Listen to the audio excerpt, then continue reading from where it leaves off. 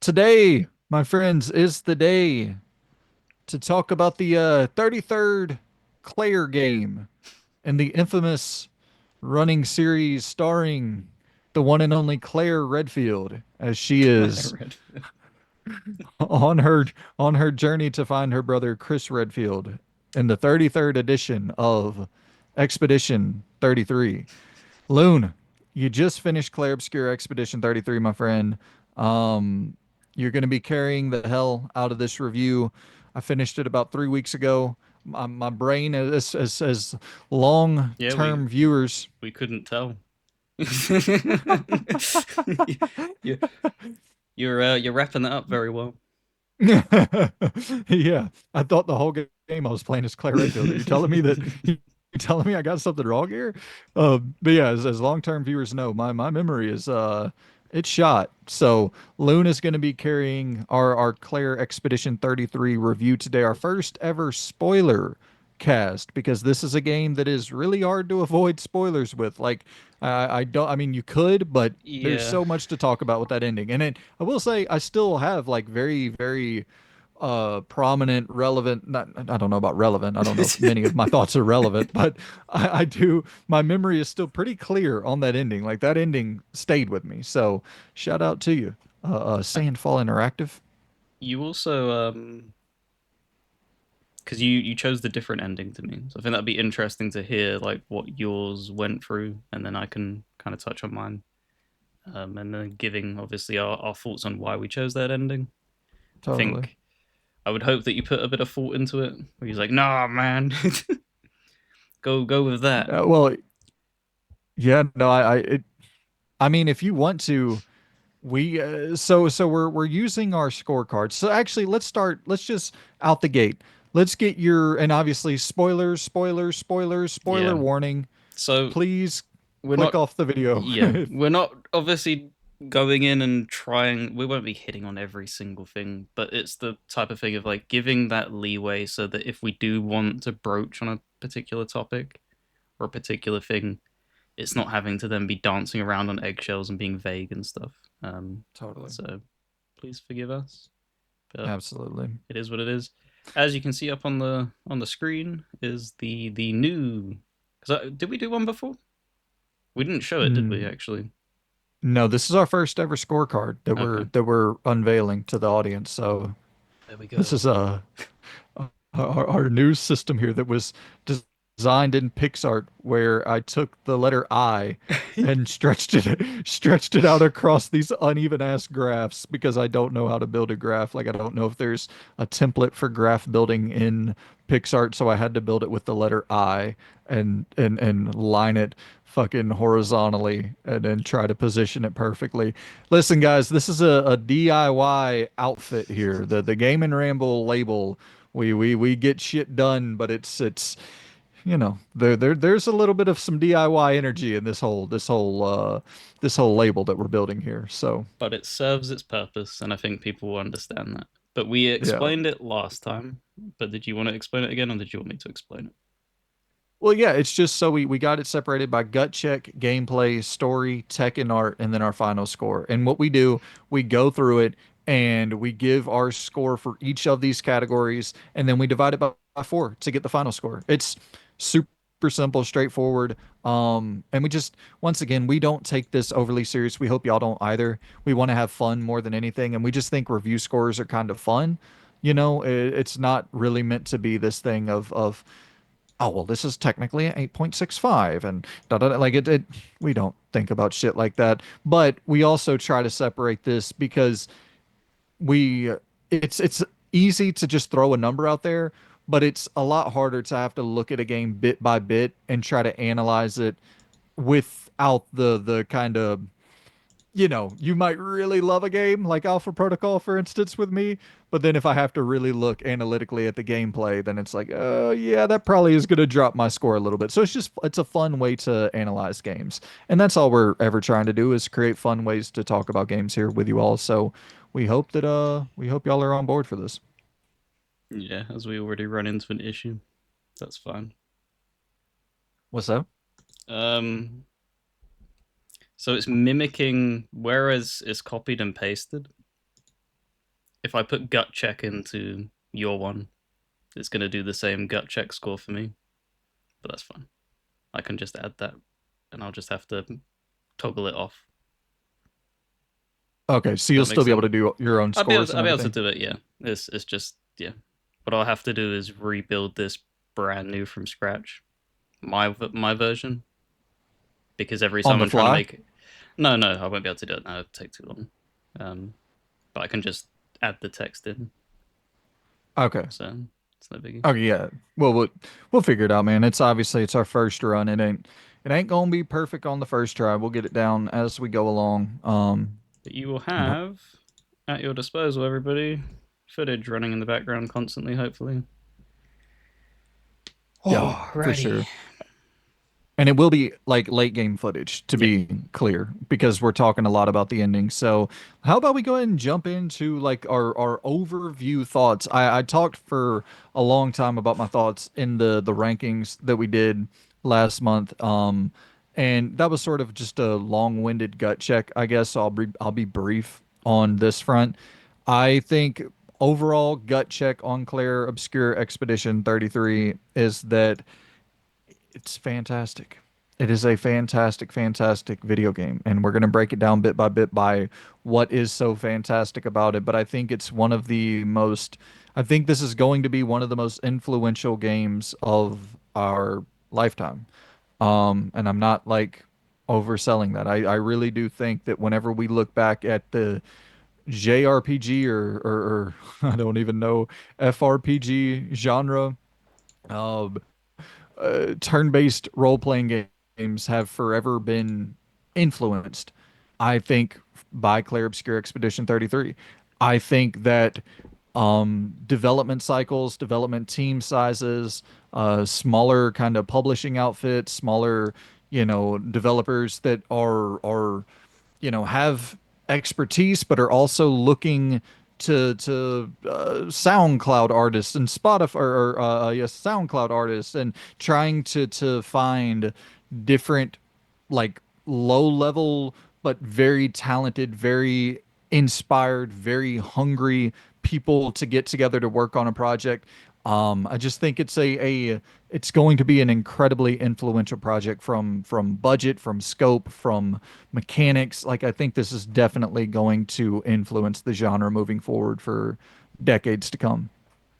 Yeah, it was incredibly impressive at what they, managed to do in a short period of time, and B with a fairly lean staff. Obviously, the original story was that there was only like 30-ish developers and stuff, and then it obviously came out a little bit more that yeah, you contracted out other people, but that still put it under like 100 devs with everything. When everything was Yeah. like being accounted for, you're talking under 100 devs to get an experience that, if we're being honest, there's things that will get critiqued here that we will talk about later on. But as an entire product, like if Sony dropped this as a first party exclusive, there wouldn't be anywhere like in the difference of opinion. Like this would just be like, yeah, man, I expect that kind of quality from Sony. If Yep. Xbox had this tied down to one of their own first party studios, it'd be like, oh, incredible. If Nintendo, like, it's that level of craftsmanship on display. And it's that type of thing where this is why I like when they're a little bit quiet as to what their previous credentials were, because what came out was obviously these are kind of ex Ubisoft heads and stuff, like big developers, right?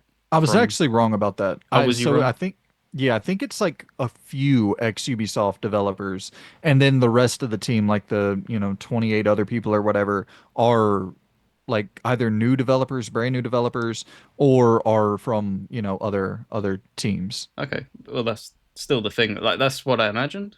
I didn't think they were all from Ubisoft. I imagine that there was a few of them kind of like leading the rest of them, and I think that's what Totally, what modern gaming lacks now. Do you not feel that? I know it's kind of totally. a negative thing to begin off with, but this is like what's missing in the industry is that there's so much. I don't know. There's like a feeling of I suffered, so you have to suffer kind of thing. There's no like mentoring kind of thing. really that goes on anymore. So to see this happen where they have such a clear cut vision and have the pedigree of themselves to then allow others to come in who don't have the credentials they have, but they can be like, no, but this, they explain it and they're like, this is our vision, and you've executed it on all departments. Like it's incredible. It's such a that's such a good point as well, just about leadership, mentorship, visionaries.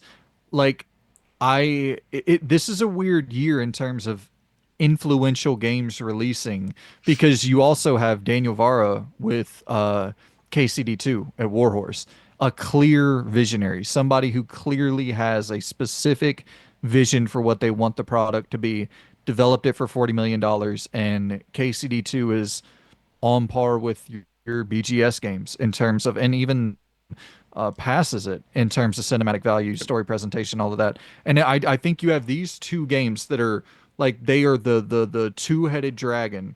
And if you want to throw Split Fiction in there with the third, which is Split Fiction might be the goofy looking dragon of the three. I don't know if and not to say like Split Fiction is incredible, but it's just that's not necessarily something that is going to be emulated because that's that's a totally different thing. Like there's not going to be many other co-op game companies springing up and trying to match what Hazelight is doing. But when you look at KCD2, when you look at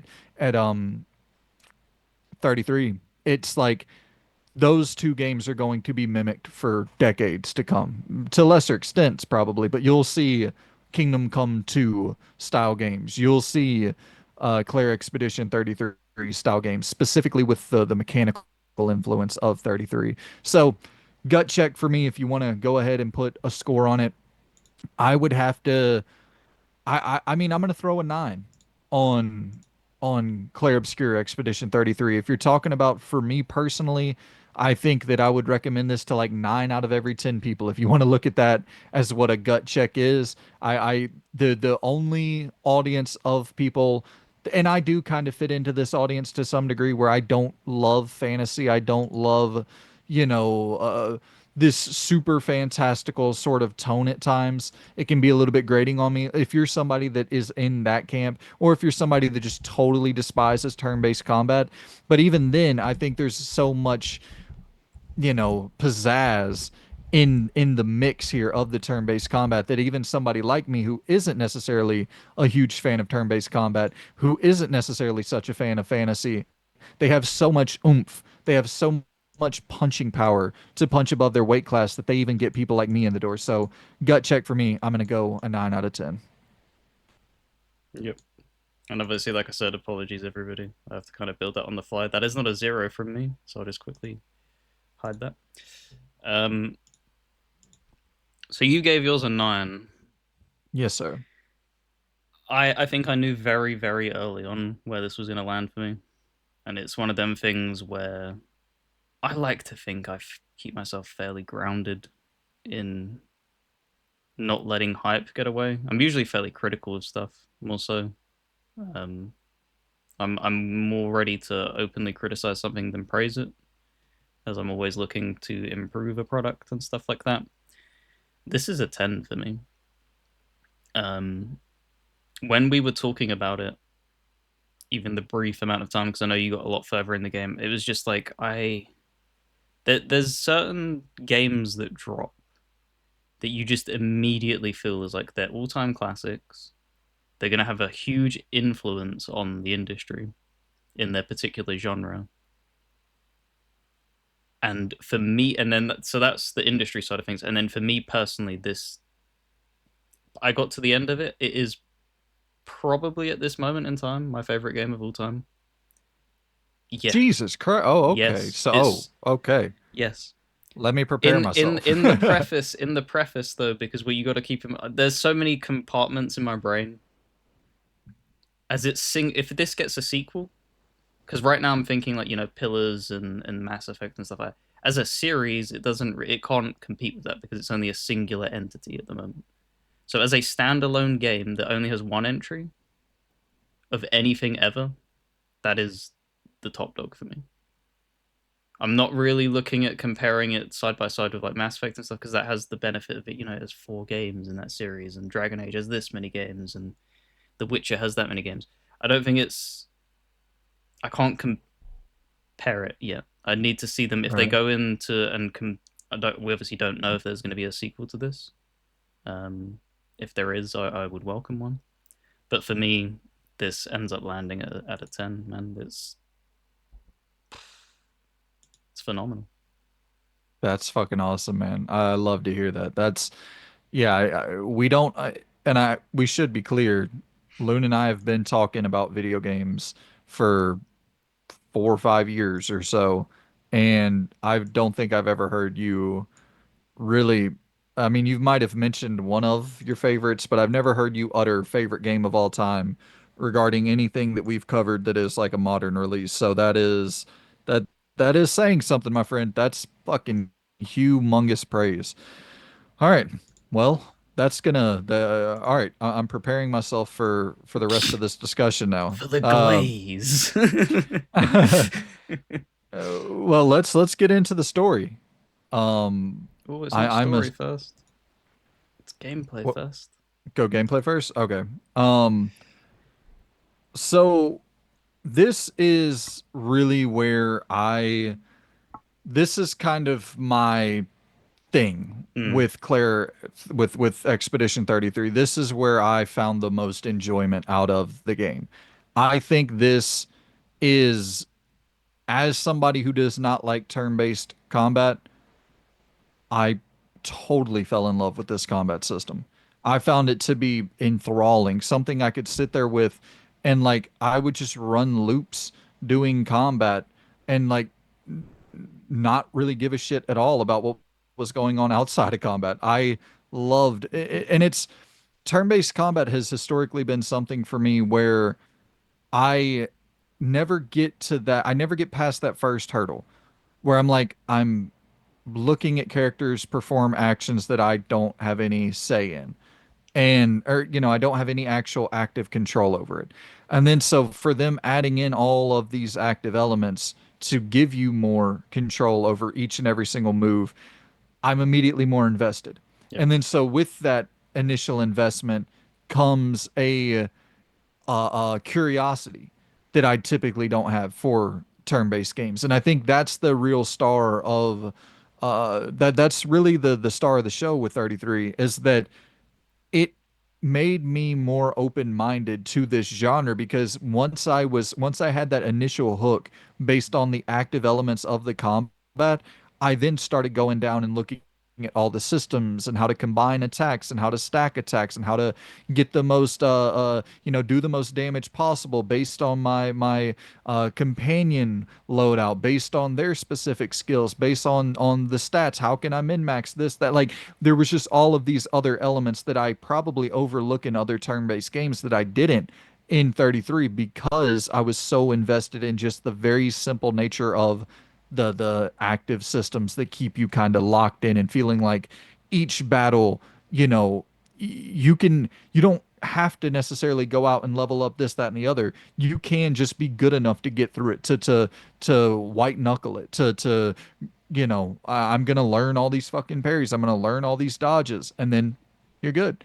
Like you don't necessarily have to be leveled up to 1 million, and you don't necessarily have to go off and You grind. And Yeah, you could genuinely. This is the thing of looking around at what the industry's done and then taking inspiration from it.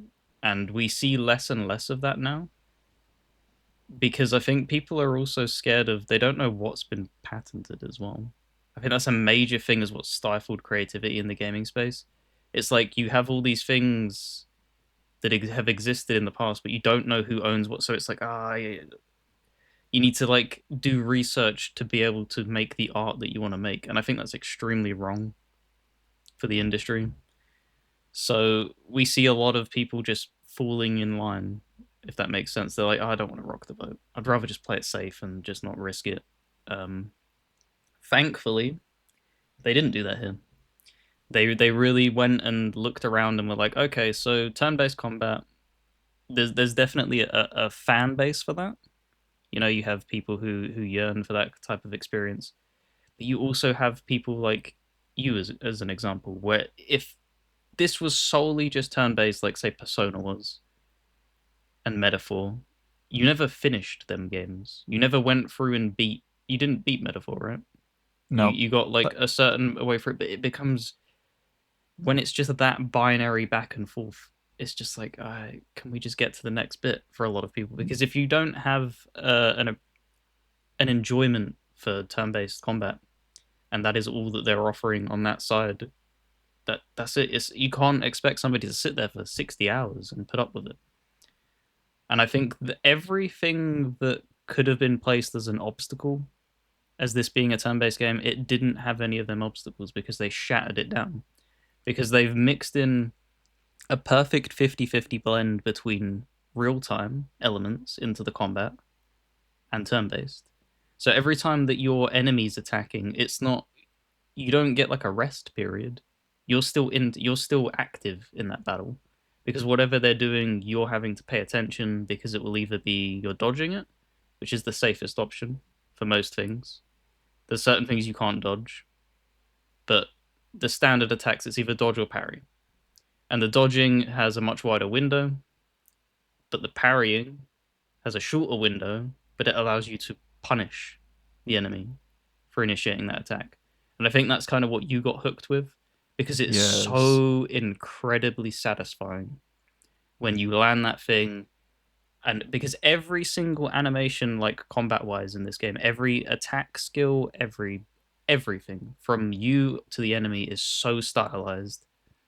And they nailed that parrying mechanic as well because it hits explosive amount of colors on screen and then you get a riposte and it's so beautifully done. And then what's beautiful with this with the combat is that they could have just relied on that them two things for the entirety of the game and that would have been fine, but they kept introducing new elements every say I don't know 8 to 10 hours. There was another like okay, so you've got dodging and you've got parrying down. How about jumping? So sweeping attacks like you'd see in like a Souls like because Yeah. that's something when they added that jump to Sekiro, that kind of opened people's eyes of like, oh, that could like enhance like other Souls like combat, and that's why you see in Elden Ring you have sweeping attacks that you can jump under and stuff, and they've added that here. There's that you need to pay attention to, and then you're like, oh my god, that feels incredible as well. This is amazing, and then it's like, okay, there's no way they can pack any more into this. Oh, but there is because there's like a super parry where it's the gradient parry attack thing where the color kind of fades out Oh, where it goes and it gray. slows Yeah. down and then you get a super parry thing where that's the only like that's the only way you avoid that attack. If you don't time it you will get hit. It's not like an No. insta kill kind of thing, but it is like a powerful attack from the boss, and that hits so damn good. That hits so damn hard. And then you obviously have even just your basic element attacks, everything is Lost Odyssey esque where you launch your attack and then you have a timing window. And I know people like quick time events aren't the best things, but for something like this, I don't know, it fits because it's not intrusive, but it just keeps you locked in. Because if it was just you click a button and then you do it, when it goes to their turn, you're not going to be in like a rhythm, in a Exactly. momentum thing. So you need to maintain a balance between the player's attacks having rhythm and momentum in a fucking turn-based game. In a turn-based game, like we can't stress this enough to the point where the enemy then attacks and there's still rhythm and momentum. And it's just it's so flawlessly done because I constantly praise Lost Odyssey for having that kind of esque of combat, but it never hit to this degree. It was kind of the inception idea of it when you would attack it would then transition to your character and he would run towards the enemy and then a ring spirals and you have to just hit it like that, and it's like okay that's cool, but when the enemy attacked there was no feedback like that. So having Yeah. both of these feedbacks is just like holy shit, how did it take us this long to figure this shit out? This when you That look at it like this, it's like it's so obvious that both of these things needed to exist to make this elevated. that's the funny thing, Loon, where I'll hear people be like, "Well, Mario RPG did it first, and Shadow Hearts did it," and I'm like, guys, it's not about who did it first. It's about who did it right." And I'm not even saying that those games did it wrong or anything. It's like. when people are like, it's not gonna, how is Clair Obscur gonna influence the industry when Mario RPG already did this? It's like, dude, you're not you're not dodging and shit, and it's not like there's a level of activity with the defensive mechanics in Clair Obscur that is like there's nothing like that. You know what I mean? The way that it moves, it actually feels like you are playing you're and controlling these characters in real time because you actually are controlling these. Like when you press dodge, those characters dodge. When you press parry, those characters parry. Like, sure, there's you have the timed attacks and you can get the perfect windows to do more damage. That's in a lot of other RPGs. Mhm. It's the defensive. It's how engaged they keep defensive action feeling. Like you when so often in games, defense is just totally thrown out the window. That's what I really appreciate about Sifu as well, where you are as engaged with defending, blocking, parrying, countering as you are with punishing. And like so and defending, blocking, parrying, countering also leads you to doing more punishment. There's Yep. actually a lot of similarity between Sifu and 33 in that regard, where defense is often the best offense. It's going to open you whenever you hit three, four perfect parries in a row and you dish out like thousands upon thousands of points of damage, and that endorphin rush just, I mean, you're so thrilled whenever you finally get that down after dying three times in a row, and then it's like that fourth time and you're bow parrying every single time, and just you see health just diminish as you're it's so addictive. Those combat loops are so addictive. I will say though, my first nitpick here in the gameplay department is the boss fights are so good that it really, whenever you finish a boss fight and then it's back to the trash mobs, you're like, oh, this. I got to the point where I was like, I gotta get back to the bosses, man. That's the thing though. If it's broken like the wall down for you because you didn't like turn-based combat to begin with. Is Mm-mm. probably your least favorite type of combat, I would assume. Yeah, Overall, like very few games would probably be lower down the list. I don't. I think it just is best in class.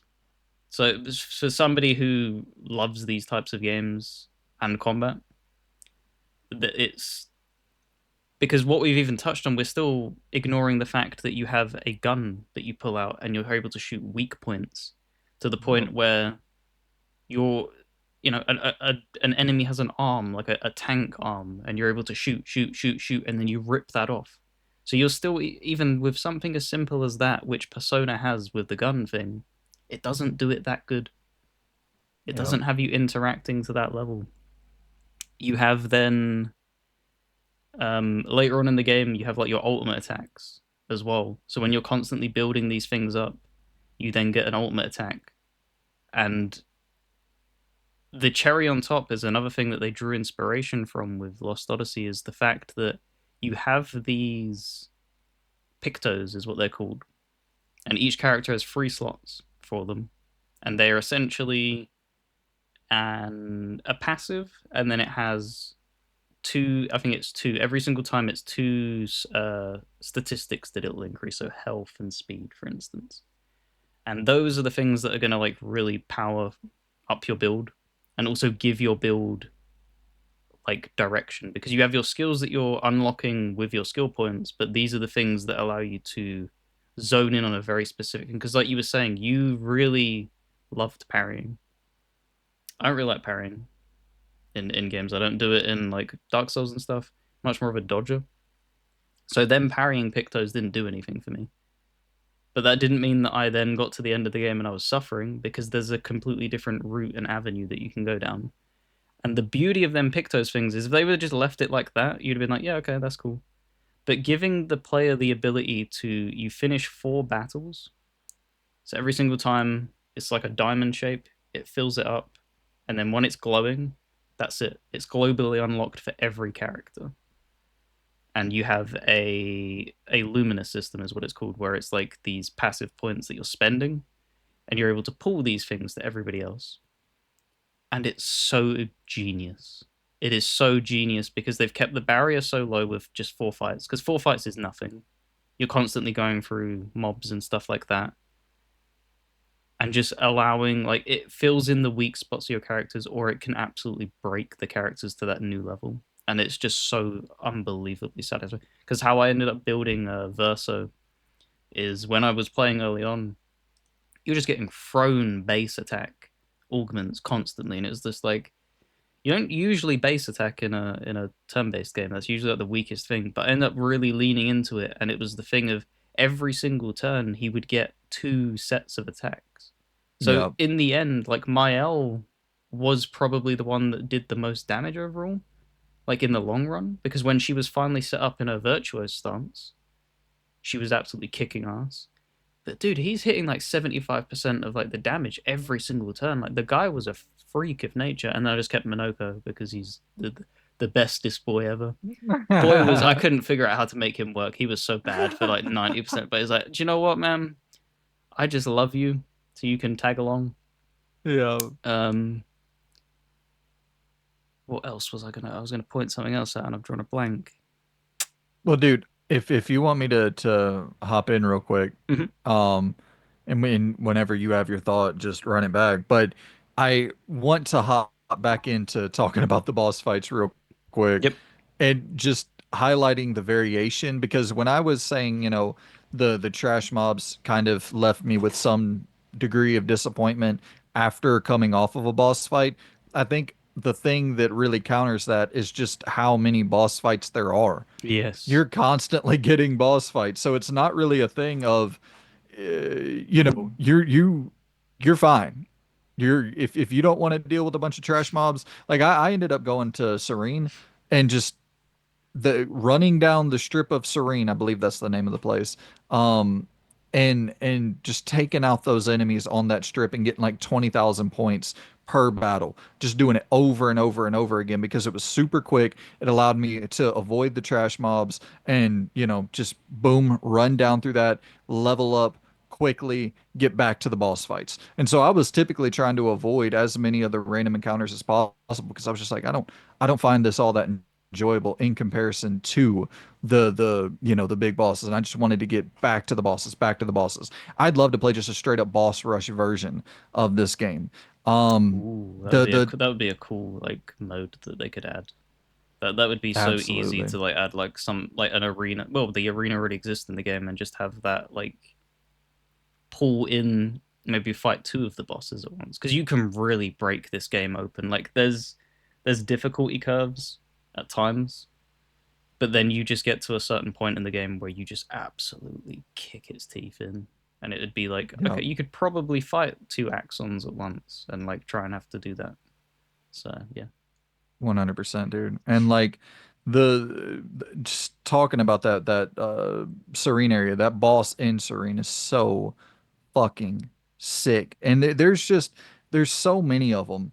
The Lamp Master was crazy where you're having to shoot the different lamps Hmm. and it's like the color and I love that Yeah. in games whenever there's like it's not just a boss fight, there's also some sort of puzzle based gameplay involved in it where you're having to think a little bit more and be as attentive as possible to make sure that you're glued in. Oh, okay, so I'm avoiding his biggest attack if I can just manage to memorize these lamp patterns as he's signaling them. And then it, and that was, if I'm not mistaken, that was the first two-phase boss as well, the lamp Yes. master And the guy. thing is And that these to be you don't in a different game if that was like a Souls like or something where it's doing that like as a one off with a puzzle element, it Mhm. usually comes off feeling cheap for a lot of people because they're not expecting it, and it doesn't Totally. fit with the way that they've crafted the game where it's making you pay attention even in the trash mob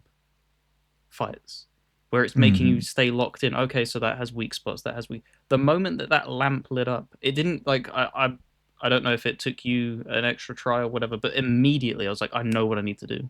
Like it Yeah, went ding ding ding ding ding and I was like, okay, cool, shoot shoot shoot shoot. I didn't even need to question it. It was just the type of thing of like that second nature, and that is hands down brilliant game design. Is the yeah, moment that they don't even need to explain that with a tutorial pop up. They just give you that, you know, as a as an encounter, and you just know what to do. That is perfect. hmm I think for me probably that just going back a second that Serene or Siren boss that was probably where I faced like the real that was the point of the game where I was like, oh, okay, this is getting hard. Like this is really starting to level up. The whole where she can send her minions in to do the sweeping attacks, and then they do the charm spell, and it's like there was just a lot of different a lot of different systems sort of working in that one fight that you're because I believe there's a jump attack Yep. that's in there as well. So there was just a lot of variables that you're having to memorize. I got phased out of that one. It took me quite a few tries to finish that boss fight. And it's because they're not genres you play. Mm, Because when I was going through that area with JRPGs, and obviously this isn't technically a JRPG, but it takes that DNA. When you're going through an mm, area and you find the Picto and it says charm immunity, mm. your person cannot be charmed. Immediately in your head, you're like, okay, well that's going to be the like, that's a given. The boss will have charm, and because the Pictos are able to be dispersed globally, I never got charmed in my boss fight because I went and did 4 fights and just gave that charm immunity to everybody. So when I got there, I didn't have to worry about that. Whenever she did her attack, it did no Uh, damage. It didn't do any affiliation with the status and stuff like that. And that's the thing of why it's kind of difficult when you don't know something like that. It also didn't help that you didn't do the Lumina thing for the longest period of time, which that's funny to laugh at now and like and review for, but that also has to be kind of praised. You got basically to the end of the game playing a challenge run and you felt it was just mildly hard in certain areas. You completely went uh, well, it it wasn't it started getting to a point where it was brutalizing me, yeah, man. but you made it through the majority of the game and you Yeah, I didn't was have towards to. the end. Yeah, that's what I mean. Like to the end, that's fine. You're talking like 3/4 of the game you did, and you was like, okay, there's challenge up here, there's stuff like that, but it wasn't insurmountable until Yeah. like the end where he's like, what the hell is going on? What is with this jump? I That's guess for incredibly people, well designed. Like that's bordering on like how painstaking the what do you call it?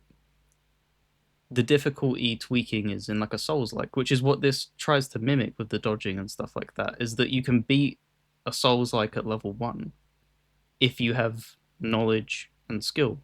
You almost did that essentially. Like you was leveling your characters at yeah. the things, but you didn't have the things that you had the base skills in place, but you didn't have the things that were taking them to that next level for the longest period of time, and you still hmm made it through a lot of these fights. So hats off to you, man. Because I got to certain fights and I was like, I don't know how the hell you got through this. Yeah, so Stubbornness. I once again to that point of the active elements, like being able to, because I would die over and over and over again in these boss fights, but I was just having so much fun. I was Mm. like, fuck yeah, run it back, run it back. I want to get it. I'm gonna learn these parries. And so my whole thing the entire time was just learn every single parry pattern possible. That talk about alliteration there. Every parry pattern possible. But it was that thing of I did get totally phased out, and I was talking to you, and I was like, man, I can't finish this. Like I am getting absolutely just destroyed in the later game. Probably so it took me 27 hours or so to finish it, and once again, that's with me trying to skate by, run by pretty much all of the trash mobs, get straight to the bosses, and then go and level up in Seren or whatever. And so that was for so the majority of my playtime was just running back boss fights. So it's, probably I don't want to I don't know on average how many times it would take me to defeat a boss, but it would take me quite a fucking while.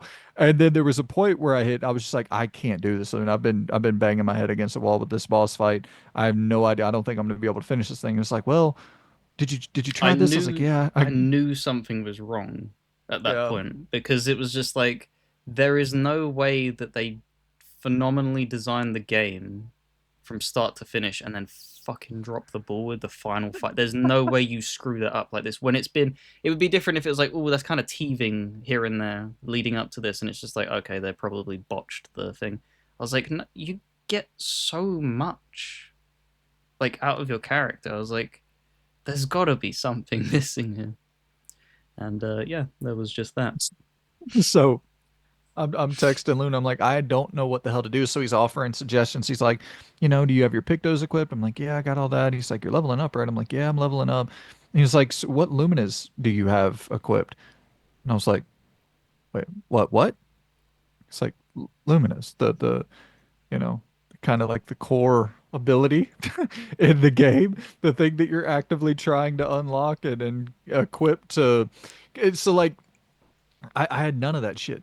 Absolutely zero. I sent Luna a picture of my screen and he's like, yeah, it's right there. Go in and fucking equip these things. And I look and I have this page of fucking of unequipped luminous abilities. It's like, hey, anytime you die, you're immediately revived. I've like the multiple of those I can use. So then I'm equipping like it was crazy the immediacy of as soon as I found that out. It's like I mean, I still died a couple times in that final fight, but it was like after But that that's was, not, yeah, that's natural because I was using the revive things and I fell a few times.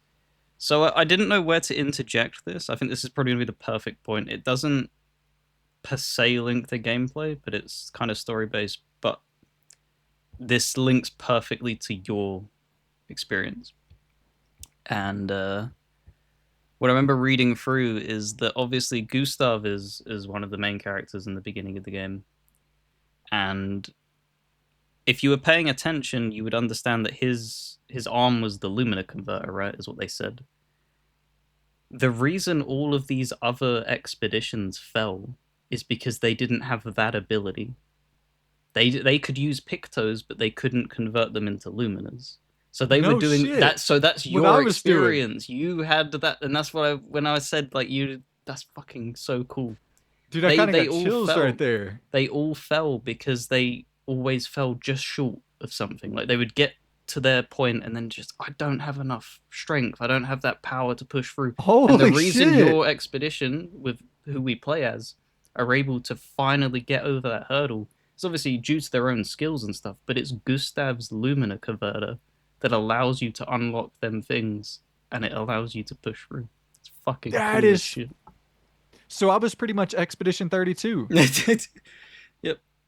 Uh, That's awesome. 34, I Right. believe. Yep. Going backwards. Yeah. So Yeah. I was 34. Yeah. So, damn, that is so fucking cool Yep. that I pretty much had the experience of the all of the expeditioners before me. That is fucking awesome, man. All of the ones that failed, I was right down that path because I didn't understand the Lumina system that they didn't understand. Like that.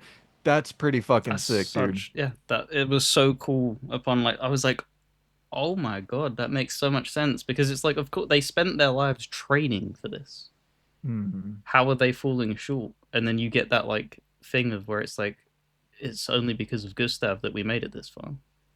His genius of creating this thing to harness this gave us that final bit of edge that we were just missing. Because there's certain expeditions, you get every single checkpoint in the game is a flag of a previous expedition. So they made it that far and they accomplished something. So whether or not that's because this kind of links into gameplay as well, isn't it? It's exploration. You have like climbing structures that they've hammered into the wall and stuff like that, and you get to the is it opera house kind of thing, the sandy area, the Yeah. Axon woman, um, and they turn around and go, yeah, what I can't remember what expedition number it was, but they used explosives to blow through the walls and stuff like that. And then when they finally got to the end of that, they didn't have the luminas to give themselves charm immunity. So they all fell to her charm. So that's kind of that thing like everything just comes full circle with that. And it's so perfectly written. Well, I guess let's kind of stay right there, what you were touching on with the whole idea of, the exploration and the different mechanics and like being able to actually real time run around and you have a grapple hook and there are some kind of crazy things that this genre doesn't typically see. Where you can have platforming challenges and there's a lot of silly shit in there that listen, I'm not but I don't think it's a major criticism of the game. But it is obvious that if they're gonna make a Clair Expedition 32 or whatever the hell, like if they're gonna make a new Clair Obscur game, that's probably a point that could be fixed and altered and like the movement and exploration isn't like top tier. But in a genre that typically doesn't give you this at all, it's like fuck yeah. I was stoked to be able to have a Yeah. challenge where I'm trying to get to the top of this crazy fucking platform and stuff. I wish I could remember which episode it was because I'd pull it up because I did that flawlessly. That's so Um, wild. I did not. and I was just doing it. I was like, okay, cool. It's kind of a thing of I don't think this is kind of veering off topic a mild bit, but it'll be quick. For some reason, I'm really good at platforming in dogshit clunky games. I don't know what it is, like Uh, Elix and stuff. I can easily platform in something like that, and Hellpoint had platforming sections. Salt and Sanctuary had weird platforming sections, and there's so many people that struggle with it, and it's just I don't know, it's second nature. I just I don't know, the clunk master. well, dude, I mean, we could go on and on with the gameplay. There's a Yep. lot to talk about. Obviously, we could get into the Painter's boss fights. We could get into Renoir, the boss fights there, and the different mechanics on offer there. But I mean, we could be here all day talking about all of that shit. Those boss fights are absolutely fucking excellent as well. A total spectacle. I still do think for me, Seren, that felt like Final Fantasy 16 to me, where I was like, oh my God. That was one of the first moments in the game where I had this holy shit, look at the scale of this, where I'm actually looking at the kind of cinematic happenings opposed to staying on top of making sure I'm doing my dodges and my parries, properly. And just because you're in awe of the spectacle, Yeah. and like I'm not gonna knock the game for distracting me with the spectacle if I fail in boss fights because I'm so enamored with the way that the game is laying out the boss fight, then so be it. Um, but yeah, excellent boss fights across the board. Are there any other beats you want to hit on with the gameplay before we really dive into the meat and potatoes of the story? Um, just one last thing, I suppose. Let me just pull this gameplay score into this category, and then there we go. Cool. Um, it's kind of backtracking. We should have probably covered it, but it's that type of thing where it's so hard to try and interject it. But No, you're good. the it would have been fine if they didn't do this, but it would have made it so much harder for actually people to get through it. And when you're doing the parrying and the dodging, it's much less so actually watching what the person is doing and actually listening. I don't know if you noticed that. Hmm. There was a ton of Uh-huh. people that were like, "Oh, I'm parrying these early game enemies and stuff," and then you get to like, because about three quarters of the way through the game, they really like notch it up to 11 with how spectacle and the animations used for the enemies attacks. They get to the point where it's like, okay, that's just it's unnatural. So it's Yeah. extremely hard to anticipate when it's going to land. But if you're listening for the sound cue, it will hit you with like a symbol or something, and you're like, oh, that's when you need to do it. And when you realize that, it becomes so second nature to the point where I've spoken about it before with the Dancer of the Boreal Valley in Dark Souls 3. Having a boss fight entirely be based upon its attack patterns with music and sound, you could close your eyes. And obviously, you would die a few times trying to get used to it, but you would eventually be able to just entirely rely off the sound cues and beat any boss, which is Yeah. incredible. I ended up putting in headphones because I was just like I don't have surround sound or anything like that. I was Mm. just using my TV speakers and I'm sitting there and the TV is a good bit away from me. Um and so I'm like I started to kind of struggle a little bit with being able to pick up those sound cues at the appropriate time because sometimes they are subtle, like Yeah. like almost like wind chime Yep. sounds at times, and like it's not these big pops and these big, it doesn't necessarily carry a whole bunch of weight in terms of it's not blasting at you and letting you know like this is the time to do it. It's real subtle at times, so I had to plug in earphones to which I don't think that's definitely not a negative. I would say it's just an observation. It was like, Mm. yeah, this is I have to really lock into this. Yep. Absolutely. Like this, Well, it's the type of thing of like what people also need to keep in mind. We we tried to aim this for being a shorter thing. It's already 50 minutes. We it's are going all to have good. to Well, skip over certain things. Feel free. I will happily, if anybody has any questions whatsoever about any element from any of these categories and want to pop it in the comments, I will happily write you back an essay worth of shit. So, we can ramble a little bit, man. If there's anything in specific that's like um, super no, it's just we got to the 50-minute point. And we've not even touched on story yet. right. Yep. um, Okay, and that's what I mean. So, I got you. right, gameplay. What are you gonna score that? I am going to give gameplay a 9 out of 10. Ooh, I all the nines, huh? Yeah, damn, that is back to back nines. I it it is still a turn-based game, and there is still going to be those teething processes that I have to learn and kind of get over some of those humps, but this is the first game that got me over that hump to where I'm like, I don't care how long this is. I don't care how many times I gotta die. I don't care how difficult I'm finding it. I'm going to finish this because I'm so addicted to it.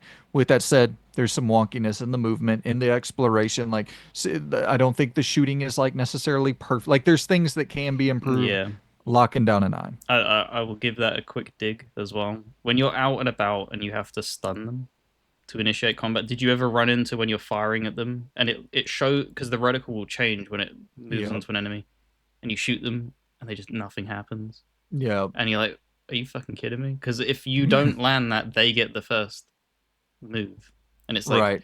I've built my entire party set up to go first, man. Don't do this Yeah. to me, game. Yeah, I agree. So there's that's why I'm locking in a 9. There's some things that can be cleaned up gameplay wise, but it's the first game ever in this genre to fully make me just like absolutely addicted. So I can't go lower than a 9. And I will be following suit with a 9. Um, I think it's the type of thing of where the combat itself, when you're in the game, I would argue is flawless. I don't think there's anything that they can actually improve upon that. That may be a hot take for some people potentially, but I think that the way that everything's paced perfectly. The only thing I would have as a complaint for when you're in combat is there's no you can't swap party members out. You have to have a full party wipe and then your reserve squad will come in, which is that's a cool feature in itself. But Hmm. if I in the early game, if say like when I was using Minoko and he had ice attacks, and that was kind of his whole shtick, and you get to somebody who's resistant to ice, he's just not useful. He's just kind of there. It would have been nice to be like, okay, I'll swap out and put Luna in because then she can use fireballs and stuff like that. That's the only thing in combat that I would like to see changed. Out of combat, they definitely need to polish up like the movement. If they're going to be going down this platforming minigame section, that could probably be cleaned up a little bit for a lot of people. I know they Yeah. struggled with that.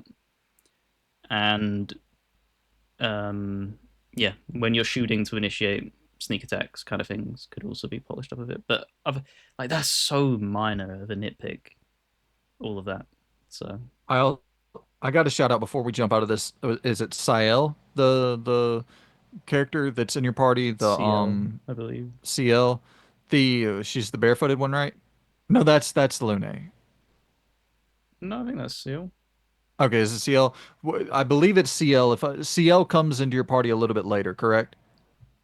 Well, we have spoilers to we can say what we want. You meet her at the gestural camp, It's not that far into the game. You Right. go into probably what I would say is like the first difficult boss fight test with that Sakapatat like tank thing, and then you go through that whole camp and you're meeting this cool faction, as it were, and then you get to the what do you call it, the arena, and she shows up, Hmm.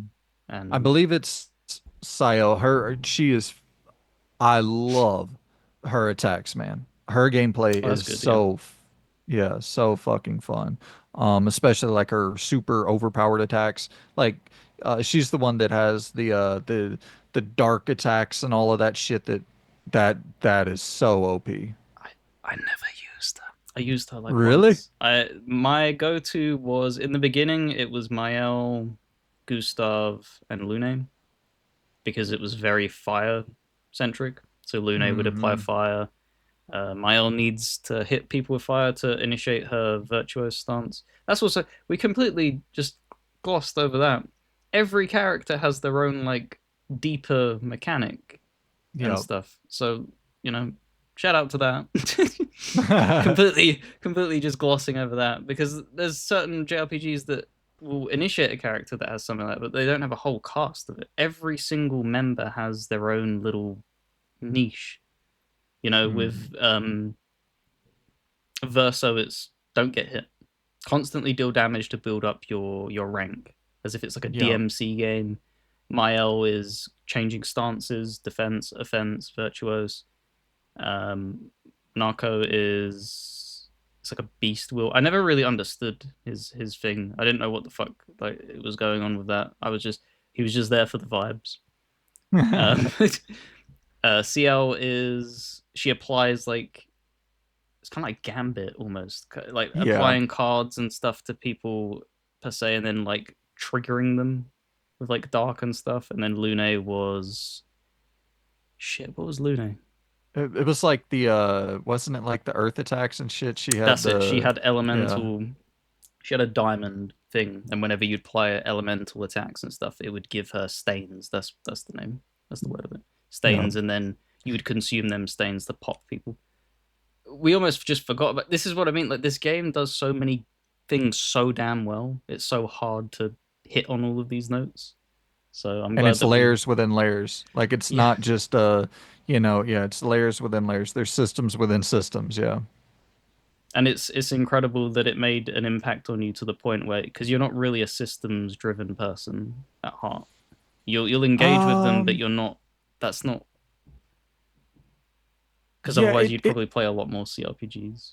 Because that's the kind of whole thing of where it's that you're trying to make you're putting a blend together of a character build and making thing you're tweaking it. Like there we go, that's perfect, and that's what this it game just hits on. Yeah, it really depends with me. If I'm super engaged with the gameplay, I'll do I'll engage with all the systems on offer. But if I'm not engaged with the gameplay, I typically just check out on everything else that's available. But yeah, excellent gameplay across the board for Clair Obscur Expedition 33. Now, my friend, do you want to transition into the story? Yeah, there's so many things we didn't touch on, but we can't. So Hey man, take all if you it's up to you if there's something else you want to there is something I discuss, do want to discuss shout it. out because it's a Hit it. thing that gripes people and keeps them from enjoying, and it's actually my biggest hate of turn-based things in JRPGs. How amazing is it that you're able to just use your attacks, your skills? You're not using a mana bar because in a lot of games like the original Final Fantasy, you're consuming these points to use these skills, and then when you get to the next, it's not refilled. You have to use a consumable, which means then eventually, if you run out of that consumable, you have to go back and farm that consumable or buy that thing. They've just eliminated that entirely. You you obviously can't just go in with your strongest attack, but you're generating these points quick enough, and with your healing as well, it's always replenished at a lamp. It's so they constantly actively encourage you to don't be afraid to like use these potions because you're not buying these potions; these will just be given back to you. And the Yeah, the flags are so they're perfectly placed. You get generous. Yeah. just enough through an area. If you were like mildly struggling or struggling, you have enough resources at your disposal to the point where you just make it through. Like, oh, perfect. And that's yeah, that's the last thing I'll praise for the gameplay. No, yeah, it is very generous. Flag posting, I guess we'll call Yeah, it. and And resource management of just yeah, not wasting the player's time. Of just imagine if you got through, say, half of that Axon area, and then you had to go all the way back to the Gestural Village to buy healing potions, and then go all the way back. It's the type of thing of like Bloodborne had that problem, but people kind of put that under the like it didn't have. You had to purchase your healing items. You could store a bunch of them, but you're obviously using them constantly, and it's just having that as a what do you call it, as an element just completely eliminated. It just makes for mm. such a streamlined process of just enjoy the game. Don't worry about resources and stuff like that. We just want you to enjoy the game. Get to the next flag. So And with there being, 100 other games on the market and this is your new IP, it is such a smart decision to be like, yeah, we're not going to try to take up 100 hours of your time. So here, have a good, fun 30 hours and move on to the next thing and hopefully come back for our second thing. Like, yeah, that that's is very brilliant. yeah, that is an absolute thing that needs to be shouted out. Is that when you hear games turn around and go, yeah, we're only going to be asking 30, 40 hours. To me, it's just like, I believe it when I see it. When Yeah. you're doing a game of this like stature, I hear 30, 40 hours be tossed around because that's what they were claiming with like metaphor at times of like, yeah, you can, it's fairly short. And you can like get to 80 hours in that fucking game. Don't get me wrong, you can get to that in this game, but to just get to the ending, most people will probably get there under the 40-hour mark. So Yeah. It's paced very, very well. And there you can't I, I I mean that is a gameplay thing. I would say just as much as it is a story thing. It's like it is, yeah. mm, The pacing has to be attributed to the gameplay as well. yep, which perfectly links into the next category. Story. Yep. Um, so this is where I'm very much gonna rely on you, my friend. It's like I said, it's been 3 weeks since I played it. I have a lot of thoughts on the ending that I'd like to go into with you, Mm-hmm. but some of the beat by beat stuff, I'm gonna let you kind of take over, and whatever you specifically want to hit on, something that really resonated with you, you shout that out to me, and hopefully that'll jog my memory, and Yep. there will be something I can add to it. But the ending is really what I want to discuss with you because I find the ending in specific so fascinating. Yeah. So the layout is probably going to be. I'm going to talk about the intro. I think you could probably remember the intro section where you're stuck in. It's Lumiere, but it's basically Paris. Let's be honest. Mm, Um, and then try and hit on some of the notable areas, and then we'll hit the ending. But that opening, dude, that opening just immediately hooked me. Like it just felt like they're going to be writing something very special. It immediately caught your interest of just like what is going on here, because obviously it's a far away object that is just ominous. It's just there and it looms over people's lives and they're talking about it. And then the thing that I love as well is when you kind of mix in words that you wouldn't hear in everyday life because they begin talking about okay, it's the day of the gommage, and it's like okay, I've never heard that word in my life before, so I'm immediately like okay, what's going on here? And it's just you just get this feeling of desperation when you're up on the rooftops with the flowers and everything. It's kind of like okay, that's nice, that's comforting. And then they're like, okay, we got to go see people off to their gommage. And you turn around and you're beginning on the rooftops traversing towards the harbor is where the ending goal is for that. And you just every time you're jumping across the rooftop, you're just seeing more and more fractured things around you. Like the world is broken. There's people who clearly lived in these areas, but they're just gone. There's tons of flowers everywhere. and you're like, okay, that's kind of weird. And you end up learning that you give somebody their flower when they're about to embark on their gamage. So the gamage is basically every year, the paintress paints a new number onto the stone, and everybody who is that age fades away from existence. And your girlfriend or your ex-girlfriend. That was kind of the moment for Yep. me immediately in that opening where I was like, "Oh shit. Okay, yeah, this is this ain't they ain't fucking around. Like there's no way of preventing this right now." So, yeah, that was immediately a gut punch. Yeah, and the thing is that your entire team, bar one person in the beginning, consists of, I believe, 32-year-olds. I believe it's the like because it's big that everybody who's 33, no 33-year old, because it's 34 that was at the beginning. Yeah. This is it. This is their last year. They have no other choice. It's the type of thing of like if they do nothing, they will be Gomage next year.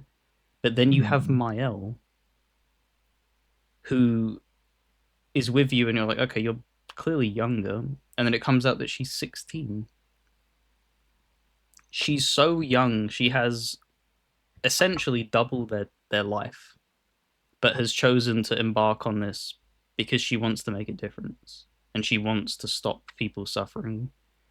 Um, which is the whole overarching theme of the story in the game is that everybody is grieving constantly, and that's it's the cycle of grief as to what they introduce, and just nobody's making rational decisions. Because even that with Mael, it's commendable, but that's not rational. Like you didn't have to rush to do that. You had several years that you could have kept on training and stuff like that, but you chose that no, I want to be there with you, my mentor.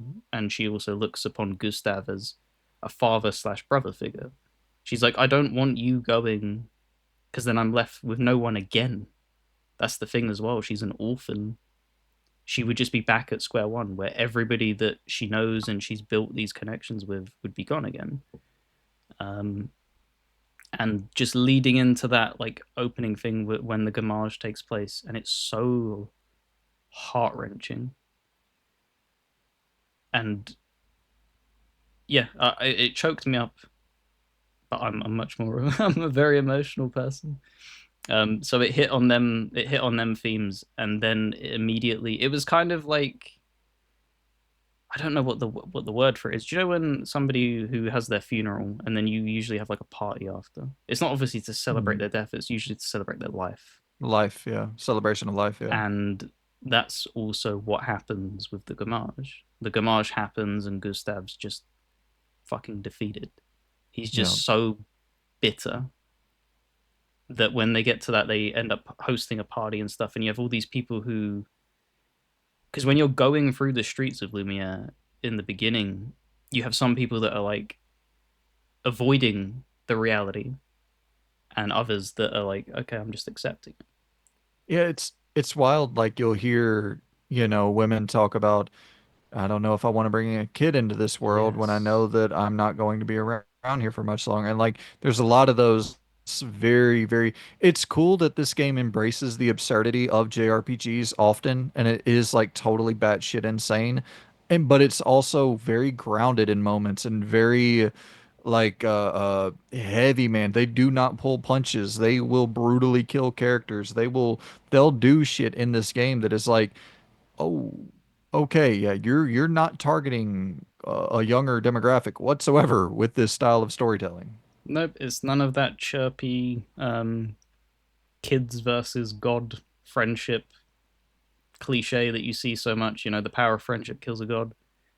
Yeah. Because this is kind of skipping ahead, but I need to like put that out now. There's a lot of tension in the group.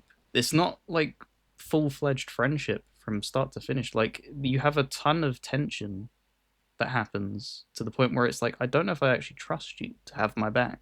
Hmm. Well, yeah, Um, I mean, when Verso's introduced, it's like, what the fuck are you were just with that guy? exactly, exactly.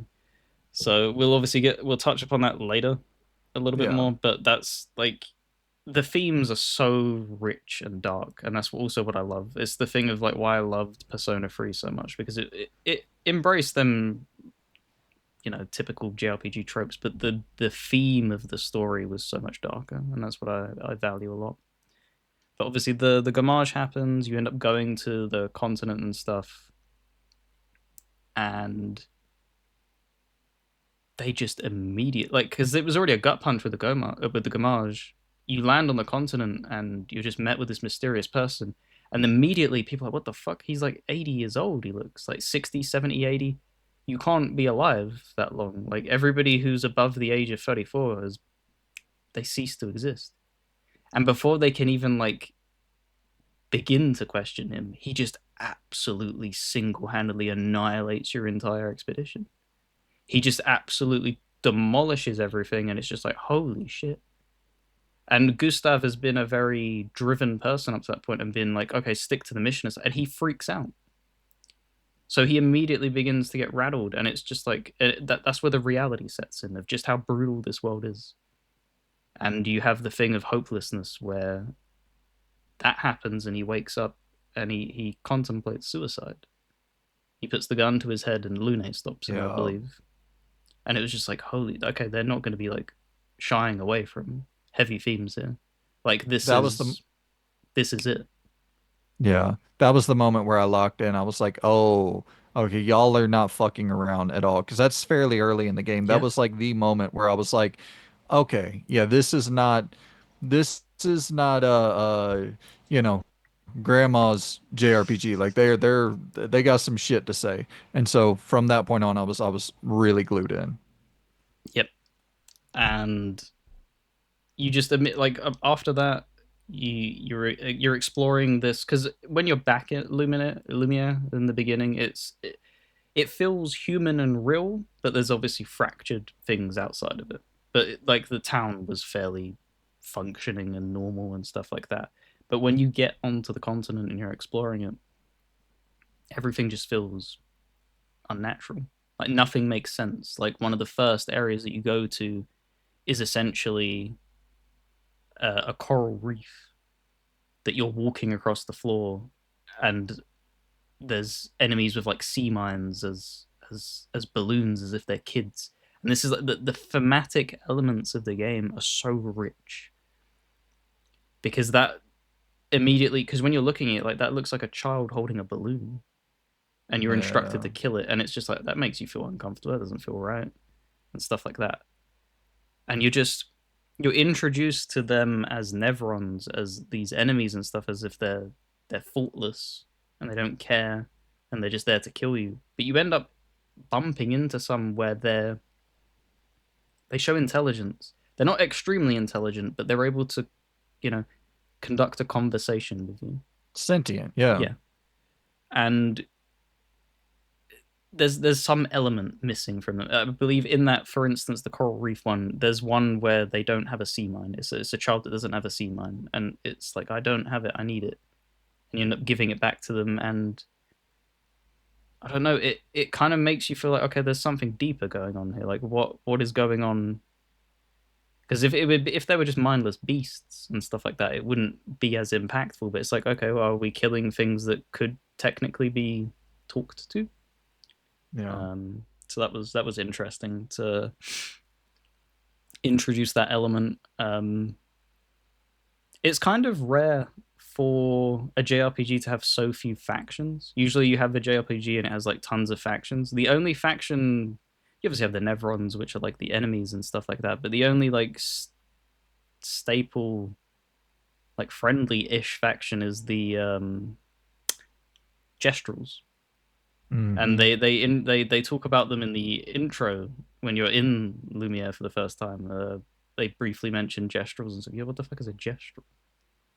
And you end up completing that under sea mine place exploration, and you get introduced to your first Gestrel, and he is the cheekiest little bastard ever, and I love him. Noko is so amazing, and it just sets the tone of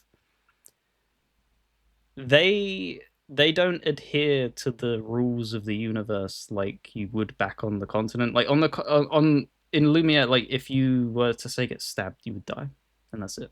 Because they talk about that of like, people did die before they go Maj, and it's even more gut wrenching when that happens. these gestrels live in a weird. I don't know if you paid attention to when they were talking about it. It's like a reincarnation thing. They basically take turns in being big gestrels and little gestrels. So they'll Oh end up yeah, dying, yeah. and because he's like, it's my turn to be the dominant one, and he's like the little guy, and it's just I don't know. That's so it was so funny to introduce like a character like that. Um, and they just thrive off because they just love fighting. Like you it introduces you Yeah. as like a merchant thing, and he's like, yeah, but like I'll sell you some stuff, but if you want the best shit, you gotta beat the shit out of me. It's like, really? He's like, well, yeah, Yeah. you're not a real warrior if you don't beat me. What are you talking about? I'm gonna give you my best gear. There could be a better warrior later on that needs that best gear. And I thought that was a really cool like incentive kind of thing. It makes the faction thematic because they just thrive off of fighting. Because you go to the Gestural village and everything is just about conflict. Every single thing tied into that village is conflict to the point where I think they said that they introduced a joust, but they didn't. They one of his sons or something is again like he wants to be like a rebel, so he doesn't want to actually fight and stuff like that. And he's like, so we had to like convince them that it wasn't technically fighting like that, but it is because you point out you're like, but it's a joust. Like you go and you like hit somebody. He's like, don't say that. My son won't do it.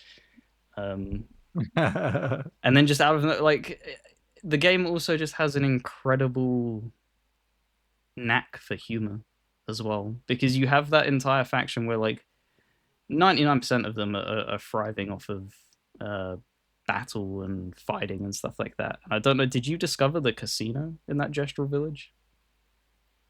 There's Yes, like a where you Vegas can go up to casino. it and it, yeah. And is that the thing where you gotta like there's a riddle or some shit Yeah, that you gotta answer? Yeah, yeah, yeah. and they throw a few riddles in the game as well. It's quite funny, um, and it's just yeah, I love that faction. It could have probably been utilized a little bit more, and maybe they can expand it if they ever do like a secondary game and stuff like that. But I think it was a fun kind of spin on a faction because they don't. Yeah, they fight you constantly and they put obstacles in your way, but they're not like enemies ever. There's just like a Yeah. warrior race kind of thing, and there's just like Hmm. we respect you, warrior, if you can overcome us and stuff like that. And that's where you do like the 900, you got to do the 999,000 damage to beat that I forget the name of it whenever you enter the arena. Yeah, It's like it's just they there's so much charm and personality around every corner, man. yep. And then because after that you're set off to find because they ask you because you can't go through the ocean yet, and that's something like could have probably tied that into gameplay, but we'll obviously introduce it in the story. The overworld map exploration is Yeah. really well done. And that's also an element where they're constantly introducing new things because you can walk across the world on foot. And then you're like, okay, this is kind of small. I was expecting a little bit more. And then they turn around and go, well, you need to, there's an ocean between you and where you need to go next. And it's like, well, we don't have a boat. And they're like, oh, you don't need a boat. Just go find Esquier. And he's been also kind of lightly referenced up until that point. Like, oh, we get to finally meet Esquier. He exists, and he's like like a myth of legend and stuff. And you end up going to his cave, as it were, and he's so charming. I don't know if you like enjoyed him as much as I did. His writing and the way he just conducts himself is just so jovial because Yeah. he is technically the strongest thing in that universe. I don't know if you like they established that he is the But he's strong, like too lazy but to. he's just so lazy. He can't be Yeah. bothered to do anything. So you end up meeting him and he's having this like neighbor spat with somebody who lives in a nearby cave. He's like, "Oh, I would come and help you, but he stole my rocks." And I'm kind of deflated because of that. So you end up, okay, I'll go get your rocks then, buddy. And you end up Yeah. going over there, and it like that's already kind of like humorous. But you go over there, and he's just, I don't even know how you would explain. His neighbor is just he can't do anything. And they like do this big flashy thing. It's like, yeah, it's the most powerful rock, immovable object kind of thing in the universe. And then he's the one of the weakest enemies ever.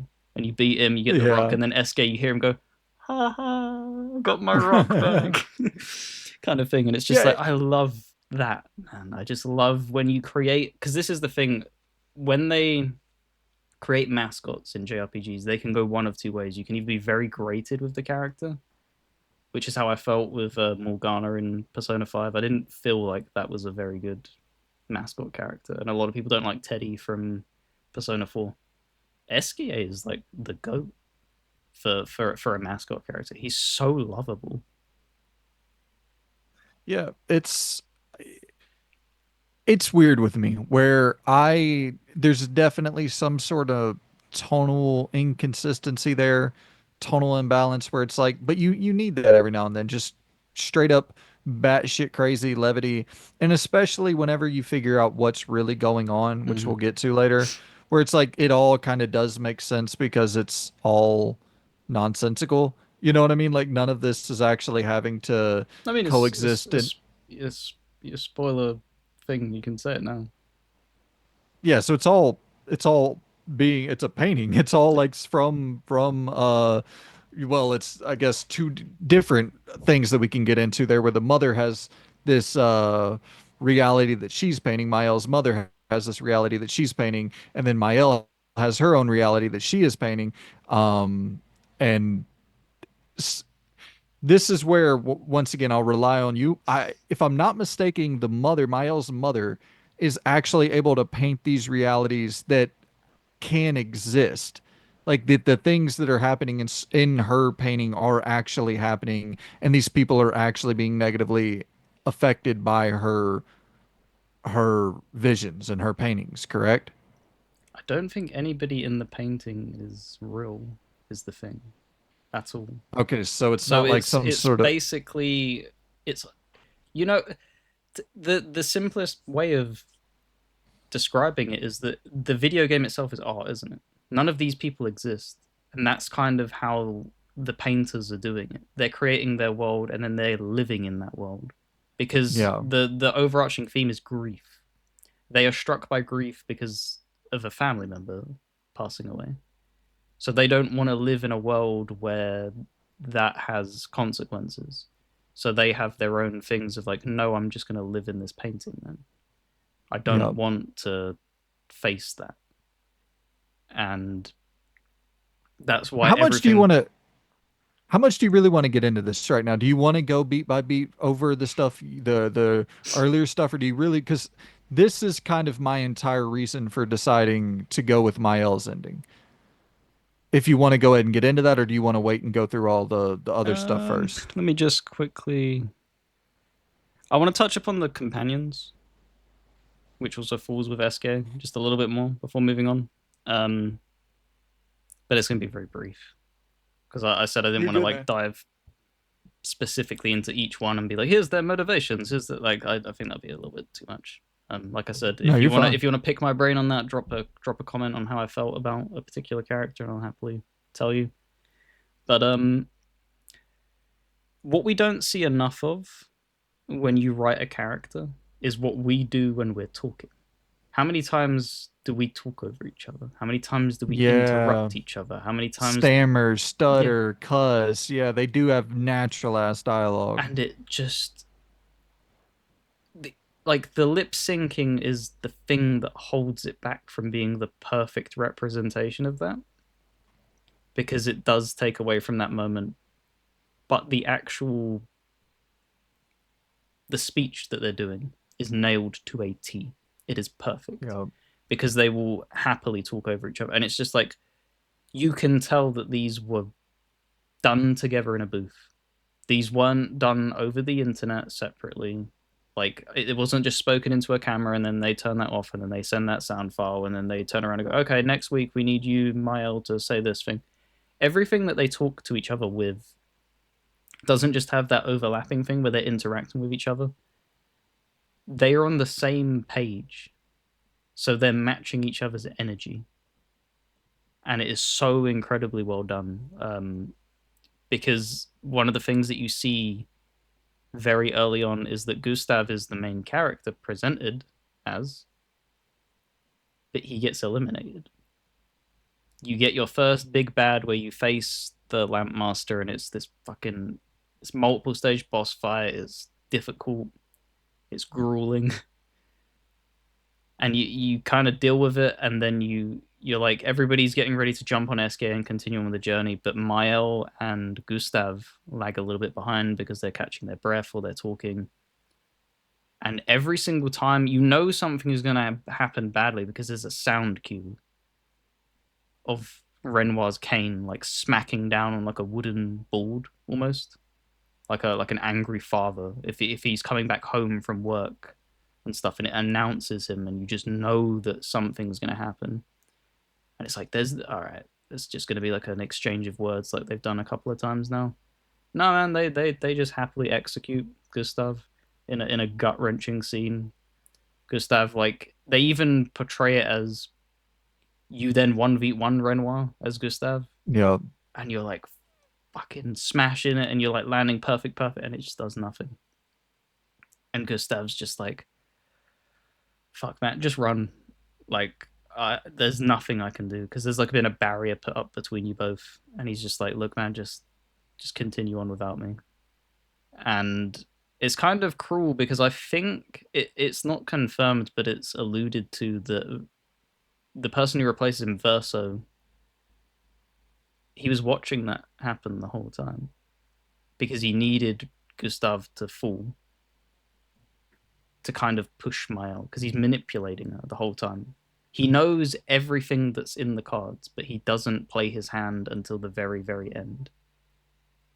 So he needs Mael to be this force of nature where she's upset, angry, bitter, and needs to be fueled by that. So he waits for his moment, and then he's like, "Oh, I just missed it. Sorry, I wish I could have got there sooner," kind of thing, so that he can kind of twist her to his what he needs to be done and stuff like that. Um, because it's just grief. The whole story just is grief and manipulation from all It is. sides. I will say that moment where Verso just like enters the party is a little bit jarring to me.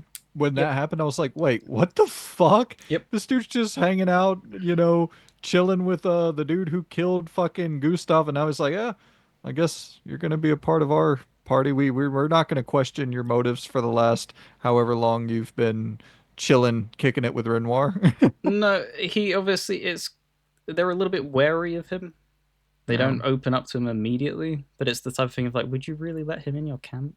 exactly. If he's shown that he has previous interactions with Renoir, and Renoir is clearly the person that you're trying to ultimately end.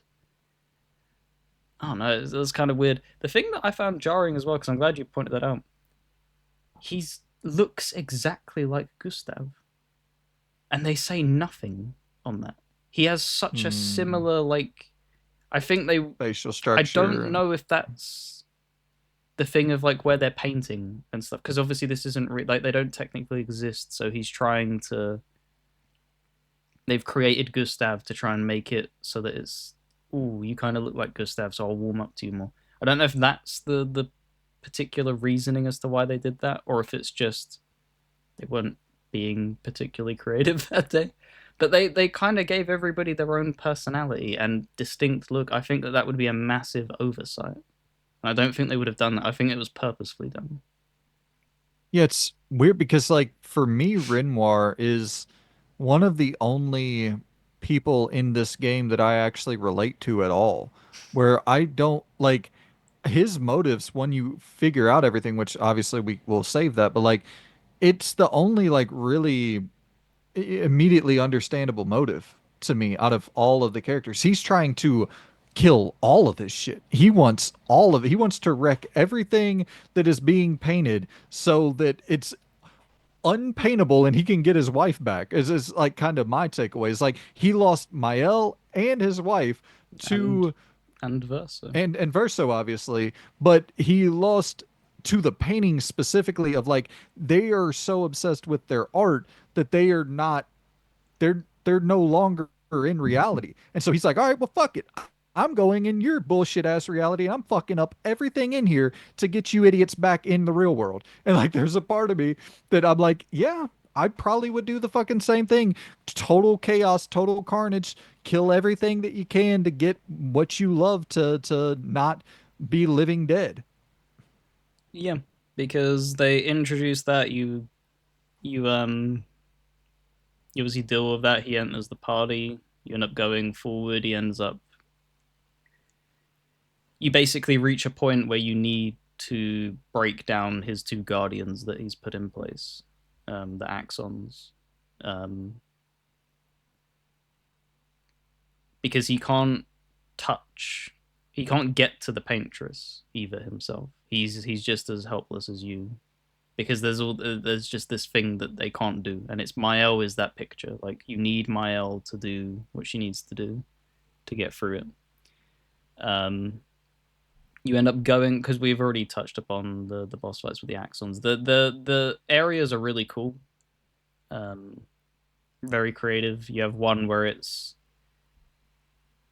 I think the Axons are meant to mimic each of the parents, if I'm not mistaken, because the faces is what Renoir's doing, where it's weaving a web of lies into truth and stuff, and like trying to distort that. And then obviously you have the more artistic side where it's the female. I think that's meant to mimic the mother in its themes. So you end up dealing with them too, and you break down the barrier, and you end up you get a few sections where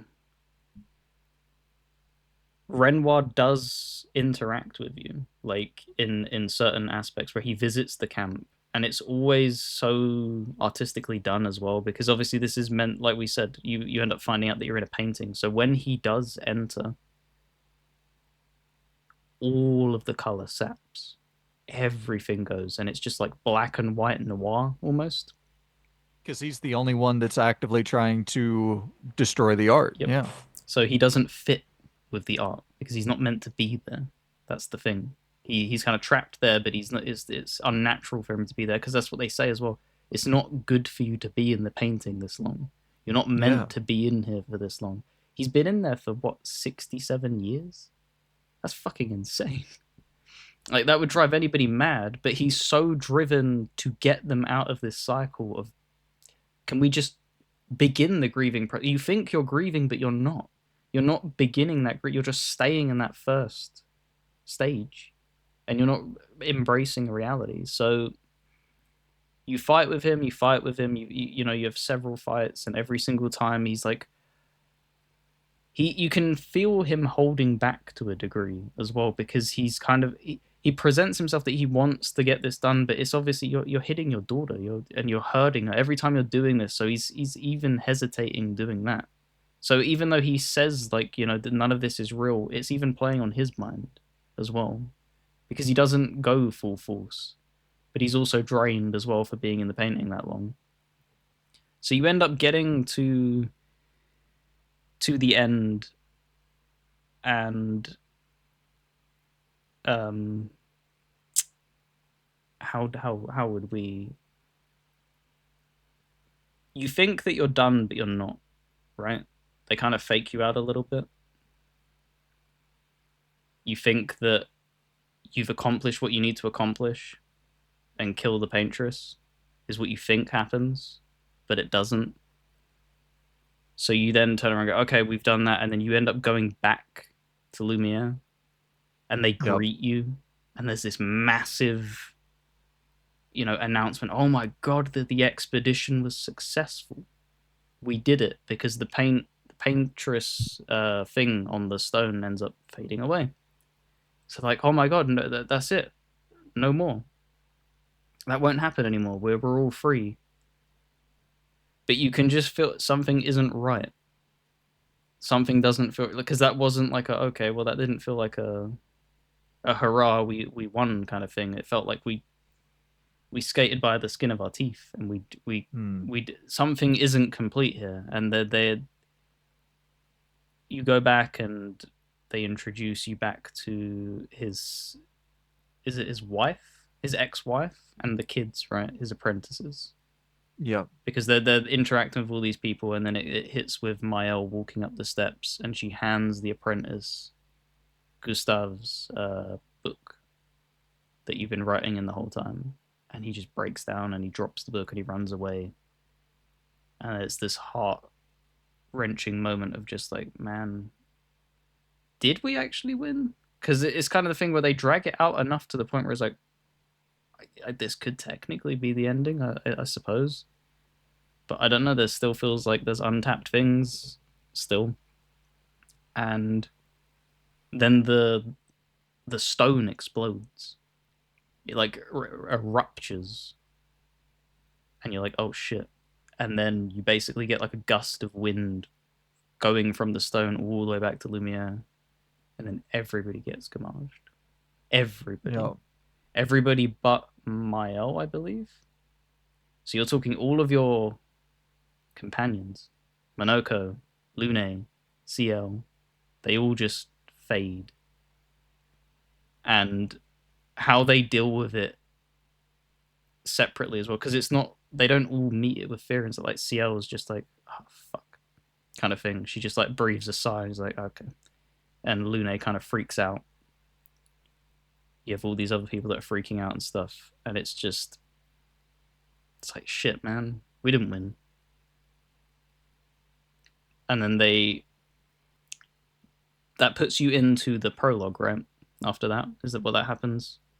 Because Yep. it pulls you out and you play as, I'm drawing a blank on her name. What's her real name? Because her real name isn't Mael. Her name's Mael when she's in the painting. It is Oh man, is it Alicia. Alicia? It's, yeah, something like that. So it pull because she makes an appearance throughout the game of this woman with a mask, and she has burn marks and stuff like that. And so what's happened is, in the real world, a fire took place, and Verso died, and she was also extremely badly damaged. So that's the thing of why they're in constant grief. They don't want to accept their son is dead. That's drove a divide in the family. And because they live in a world where they're able to do this thing where they can paint into a canvas and make it kind of reality almost, that's where they just took two different diverging paths. One wanted to just live in a world where that kind of didn't happen. You can kind of just put your head in the sand and stuff like that. Whereas Renoir's like, for fuck, can we just? This isn't healthy, guys. We can't do this. This isn't natural. We shouldn't be doing this. Um, Yeah, and that's that. Once again, that is why I still firmly believe that he is one of the only characters in this game that ended up making sense to me. Once everything was revealed, it was like that's the only rational response. And to be fair, like I understand the trauma response of losing someone you love and then pretty much losing yourself to your art to paint this person, to create this person in your art in the way that you remembered him, in the way that you wish things were, in the way that like to keep that person alive through your art. There is something that is like I understand that. And I think that ultimately with Mael, not to skip ahead, but that's why I sided with her as well, where her life is fucking hell. When you see her, or not Mael, the Alicia real world version, Alicia, when you see her revealed in her with all the burn marks, unable to can't speak talk. really, unable to, Yeah, yeah, she can't unable to talk. see, I don't Yeah, think. she has one eye. Uh, Oh, okay. her right eye is gone. Her left eye is still there. So I mean, she's fucked up. Yeah. Life is literally hell for her. And so she escapes through those paintings. And like that's where she finds solace. So when it ended up coming down to picking Mael or Verso, like I picked Mael. Because it's a weird thing where it's like what is reality anyway? You know what I mean? It's I totally understand Renoir's point of view for sure, but Mael's reality is fucking hell. It's hell on earth. So for her to escape hell on earth, she finds that through her paintings. Like I totally understand her perspective. It's the mimicking of the plot of The Matrix, isn't it? Of not wanting to that in The Matrix there's certain points where they know that they're in that simulation, but some of them just don't care. They don't want to go to the outside world Yeah, again. They would rather just live in this make believe world where everything is great, even though it doesn't not to, exist in reality, but it's their reality, and that's what I can understand with Renoir and Verso. That's they're pushing that this isn't real, but Mael knows it's not real, so she is kind of skating that line. But you have everyone like Lune and stuff. To them, that is real. They don't know that there is another world out there because they yeah, don't exist out in that world. So they are fighting tooth and nail to fight for this world to exist, and they have yeah. every right to. And they're just like, I don't. They are battling Verso in the end of just like, I don't like. Why would you want to do that? It's it's funny. There's a old Marilyn Manson song that the lyrics say something to the effect of, "There's a dream within a dream. I'm wide awake the more I sleep." And it's that idea of, and it says something, I went to God just to see, and I was looking at me. And it's this whole idea of like what you see is your world. No matter if you see that world through, reality, through escaping reality, through, because I mean, how, here we go with the philosophical fucking spinning we can do with this, because that ending really does spin you through a bunch of philosophical fucking ponderings. When we sleep for 8 hours a night, if we're lucky, whenever we sleep for how many ever hours a night, it, it's it is the thing where when you're having dreams, you can't tell yourself that that's not reality until you're awake. Mm-hmm. When you're asleep, that is reality. Whatever is happening there is reality. With the fucking the whole thing where people die and they see all these different things through the dimethyltryptamine releasing in their brain. And like that for that moment of time, and then they wake back up and they tell people what they saw. And it's like for the people that didn't see it, that's not reality. But for that moment where you were dying, that is reality.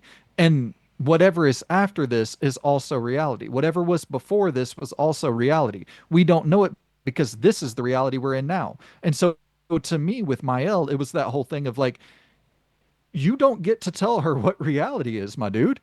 Like her reality that you want her to live in is not a reality worth living into her. And you don't get to make that decision for her. Like you don't get to say, "Oh, well you're burnt to fucking hell and back and you have one eye, you can't speak, but go get it together." It's like that's not your decision, partner. Yeah, and it was a very difficult choice to be made because you chose to go with my. I ended up going with Verso, and I chose Verso because upon being presented with everything, as heart wrenching as it was, basically condemning everybody to death, they didn't exist really. And I know that sounds harsh to say, but that is when you're presented that technically is the reality. They're not real. They're a figment basically of somebody's imagination and creativity, and it's just unhealthy. It was a constant cycle of hell. It's not like that when everything was in place, everybody was happy. It was that if it kept on existing, there would have been probably some catch, is what it felt like. Um, Something But would go if wrong eventually.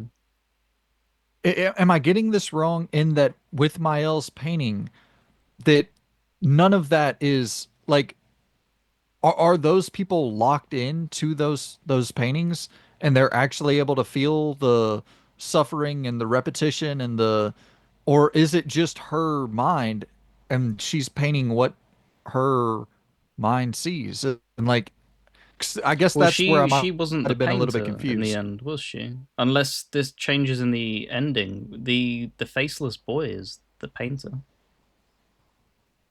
for me. Okay, When I got to the but end, you deal with Mael, and then there's the boy on the floor, and he turns around and goes, You don't want to paint anymore, do you? And he looks at you and he shakes his head and he goes, it's time to call it. And you hold his hand and you walk away with him. Because But it is still all That's Verso's soul, I believe, that they trapped in that painting. got it. Okay, okay. So Because that's what they Verso is kept. still being Yeah, they've kept a part of him still alive. So that's where it's like they can't begin the grieving process because he's technically still. There's some element of him that exists. So okay, that changes. they're not able to move on as a family. Got you. That's why Renoir's so like you can't. He exists technically, but it's not real. You can't. This isn't natural. You can't hold on to this. You shouldn't be in these paintings for that long, and it's just like this isn't healthy. It would be like putting on a VR headset and just. I don't need to worry about my debt. I don't need to worry about all my family and stuff because I'm playing GTA Online. It's not. You don't deal with things like that. I get that to some degree, depending on what your reality is. Like, there are some people who are literally bedridden, are never going to be able to Mm, actually exist in what we view reality as. And so, for them, a better reality would be putting on a VR headset and escaping into something that is artificially created or virtually created. But what I will take back is that the whole thing with Mael, I thought I didn't understand that they had pretty much captured Verso's soul or spirit or whatever, and they weren't letting that yeah, get to its proper afterlife for wherever it goes. Like I didn't know because that it I was didn't yeah, the I didn't mother's pick up that they grief, trapped him in there. I believe, Got you. is what it was, and that's why they keep bringing it up and being. She's like, I can't destroy it. It's the last part of him, and he's like, it's not. He's gone. You Okay. need to I let was go. thinking that was got you. I was thinking that was just like the last part of him, meaning what I'm creating is the only version of him left that we have. That might be an interpretation. It's the kind of it's this the muddy waters kind of thing. I don't know if they've like to me the way I interpret it is that they've somehow kept a part of him still alive there with his soul because they mention the word soul. It would be different if it's like in it's that's the only version of him that remains, but specifically saying soul means to me that they've somehow captured him in some sense, and you're keeping him prisoner. And I do get what you're saying with the thing of like people can have like a very terrible thing happen to them and they'd want to escape that. My only hesitation with that is that the thing is that it's not only affecting her by choosing that choice. If she chose like her mother's in this cycle, her father's in this cycle, her sister's being trapped in this, everybody is being held captive because of this, and nobody can move on. Because that's the thing of what they turn around and say is that they're constantly battling each other. But you just it's the cycle. It just keeps happening because nobody is willing to begin grieving. So you're just gonna be stuck. You'd have that honeymoon period of like, oh yeah, I'm with these people, but nothing's been solved. It's a Man, once bittersweet again, fix. I don't. I see. It's been 3+ weeks since I've finished it, so I feel like I'm a little bit cloudy. But my read on it, which once again could be so ass backwards, um, was that Mael was painting and creating her world, and that it wasn't necessarily like it wasn't. What's the word I'm looking for? I wasn't under the impression that people couldn't get out of that or people were locked into it in reality. I was under the impression that this was just her world that she was creating, and then there was some thing with Verso that where Verso was potentially locked into it. But I was thinking once again that that was a like an imagination thing as well. I wasn't even aware that that was truly his soul and his spirit. I wasn't aware that Maya was actually like locking people into her vision, into her. I don't think she's locking them in because I don't think they exist. The people like Lune and stuff, I don't think they're real. But I could be But misinterpreting like it her because mother and the family exists. They're the only people and that they're are actually locked in. constant entities. Yes. So they're actually locked into her. her painting, into her Yeah, because visions. that's what he said. That's why Renoir wants to. His wife is stuck there. She won't leave. They're Okay. in this constant cycle, and it's like because when you hit that the epilogue, and what is her name? Lae'zel's voice actor, Devora Wild. She plays, I can't remember the name. Whoever she is, the sister of Alicia. And she's just like, oh, they're still in that paint because they are. They're just stuck. They're in the real world, and they're just their eyes are completely thingied, and they're just staring at the painting. So they're I get locked that. and prisoned in there. So, and that's all because of Mael? L- It's like they wouldn't have any agency to exit that on their own? No, they need to destroy the painting because Okay. that's it's like the lure almost. They need to destroy the painting so that's not an option that they can go and just live in anymore. Because the Because mother my doesn't thought, want to leave. The mother didn't want to leave, so she went in there and created that. Because but it's not see, once Mael's again, painting; it's the mother's painting. right. And so so my thought process was that Renoir could, like, Renoir chose to go in and try to destroy Yes, it. yes, And my thought process was that the mother was able to resist, but wouldn't. Like she was so traumatized that she was like, once again, similar to Mael, where they both had made like the active choice that I would rather live in this world than the real world. yes. I believe that's the case for So them then too. it's like my feeling on it is like, then it's just two people making choices as adults. Mm, yeah, Like I understand Renoir's view where it's like I'm gonna go in and I'm gonna do everything to get back the people I love. Totally get that. But like as Mael, my when I chose her, it was I had this feeling, this thought where I was like, I'm not going to send you back to see out of your one eye, unable to speak, fucking barely able to breathe. Like what I'm just gonna condemn you to 60 years of hell until you die, and you'll probably die early due to your infliction. Like, and this is the thing of like when you have like it's the thing I wanted to point out was the fact they gave multiple endings had to happen. You couldn't just force with a story written this way. You couldn't force a decision on the player. It had to be what they felt was right. And I'm assuming when your post choice rolled and it showed you what happened, the choices, it paints it in a favorable way to that. I assume people live happily ever it after. was kind of it was pretty fucking dark. I'm Okay, not gonna lie. It was I need not. to. Yeah, That's the thing. I haven't seen it. I should probably have looked it up, but I was saving it for my new game plus thing. Did you want me to like briefly gloss on what happens when you chose to choose Versa? I looked it up. Yeah, but go ahead. It just seems like a much more they're not grieving anymore. Like it's painful, but they Yeah, begin the healing process. The only person that seems to, and because she said this, she hates that Verso made the decision as to what he made,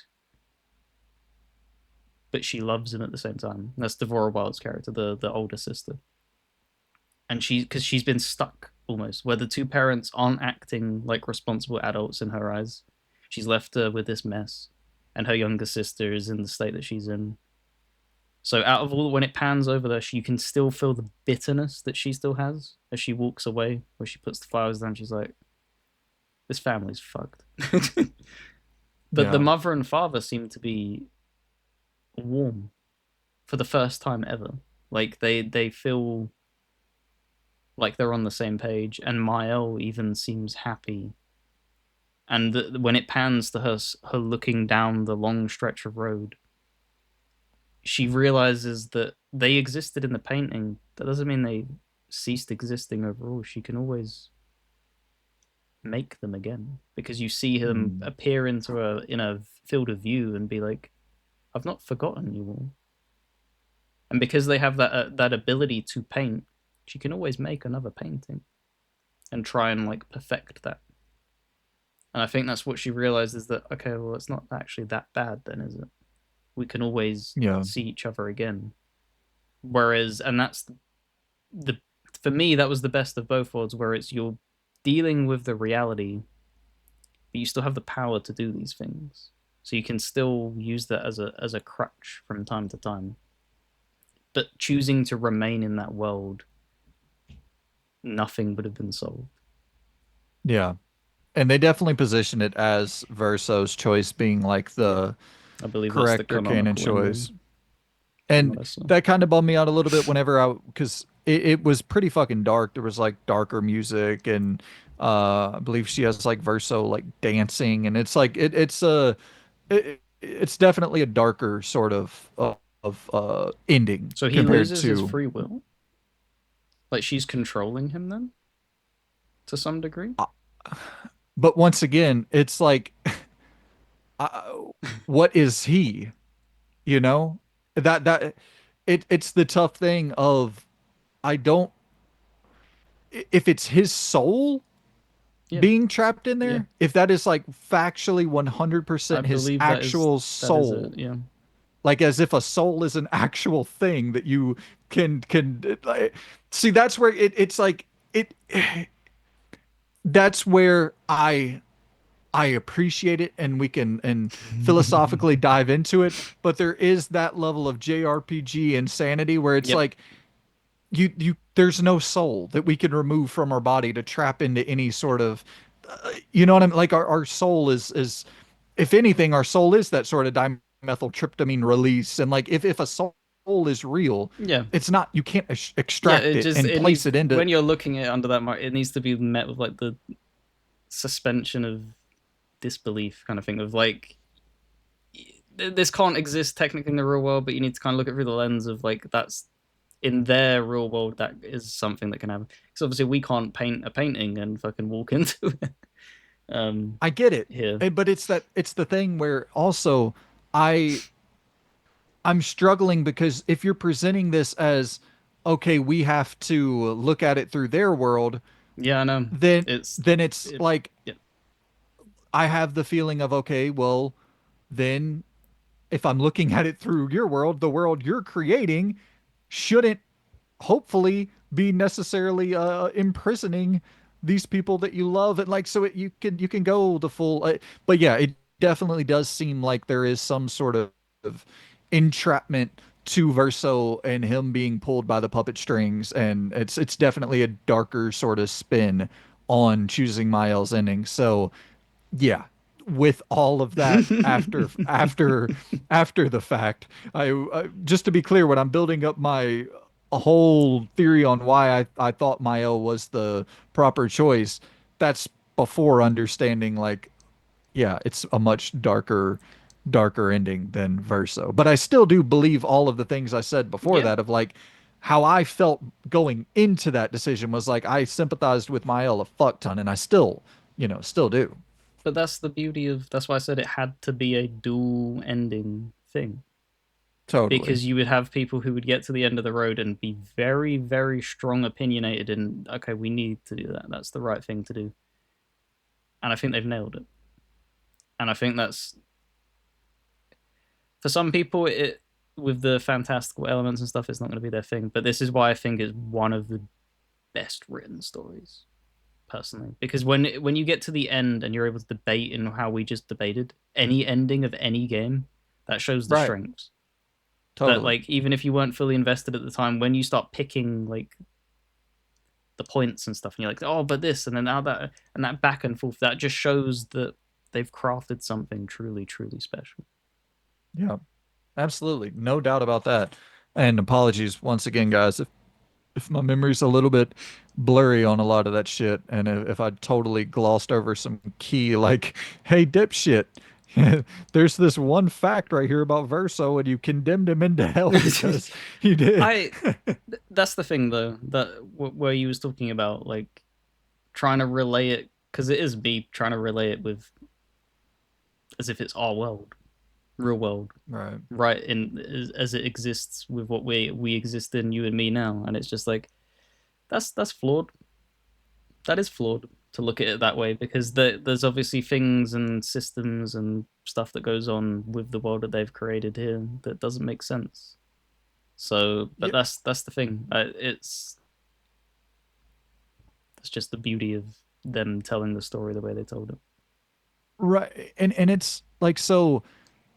Well, we'll jump out of this. I apologize. I'm stringing this shit along forever. But I had a cousin who lost both of his legs to diabetes. Was, I mean, as fucking deathly ill as you can get, and his life was totally through escapism through media. Like that was what gave him reason to exist day by day, night by night. And like, I don't know, people would often in my family would like, kind of criticize him or I not like make fun of him or just there was like this looking down upon. Yeah, And it always pissed me off because it's like, well, what the fuck, dude? There's all these circumstances that led up to this. And sure, you have agency as a human to not eat the fucking candy but like whenever you're super young and you form all these habits when you're impressionable, whenever habits are being formed by should be your supervisor, the people who are watching over you, and they're allowing you to eat like this. And so that just becomes what life is to you.